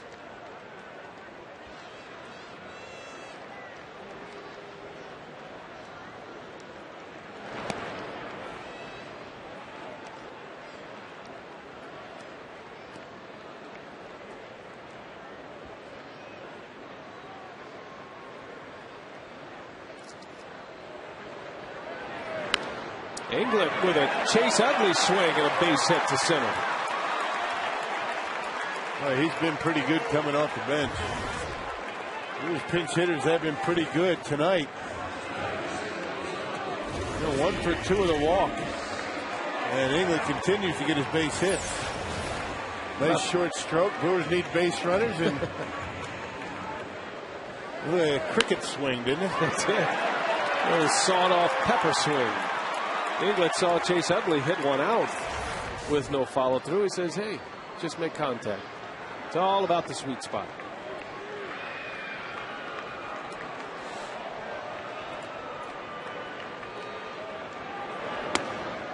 Ricky Weeks takes a strike. This is what we're talking about. Yeah. England's sawed off. Check swing and 3/4 swing. Half swing, 3/4 swing. You don't need to follow through. It's not golf. Well, you don't need to follow through to hit home runs. You don't have to throw hard to win games. You should have seen that tonight. We have learned a lesson tonight.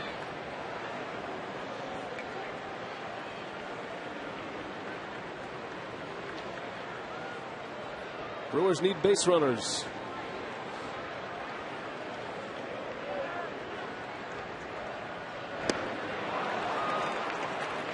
Weeks is down on strikes. A devastating split finger fastball from Contreras. Yeah, 95 miles an hour, and then you have the splitter like that going straight down. Tough to pick up. Toughest pitch for a hitter to identify. Contreras has amazing flexibility with his fingers as far as the splitter goes. He can hold a regulation softball in a split finger grip. And he begins every pitch by digging in and holding that grip.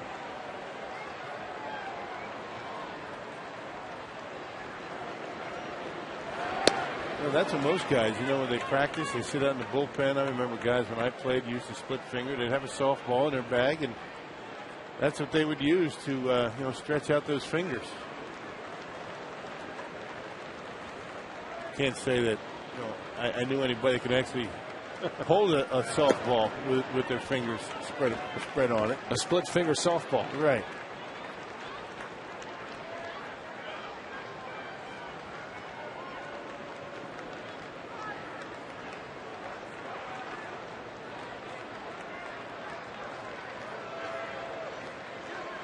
England takes off, and Hart lines one to the shortstop. That's your ball game. So the Phillies win the opener 9-5. The final.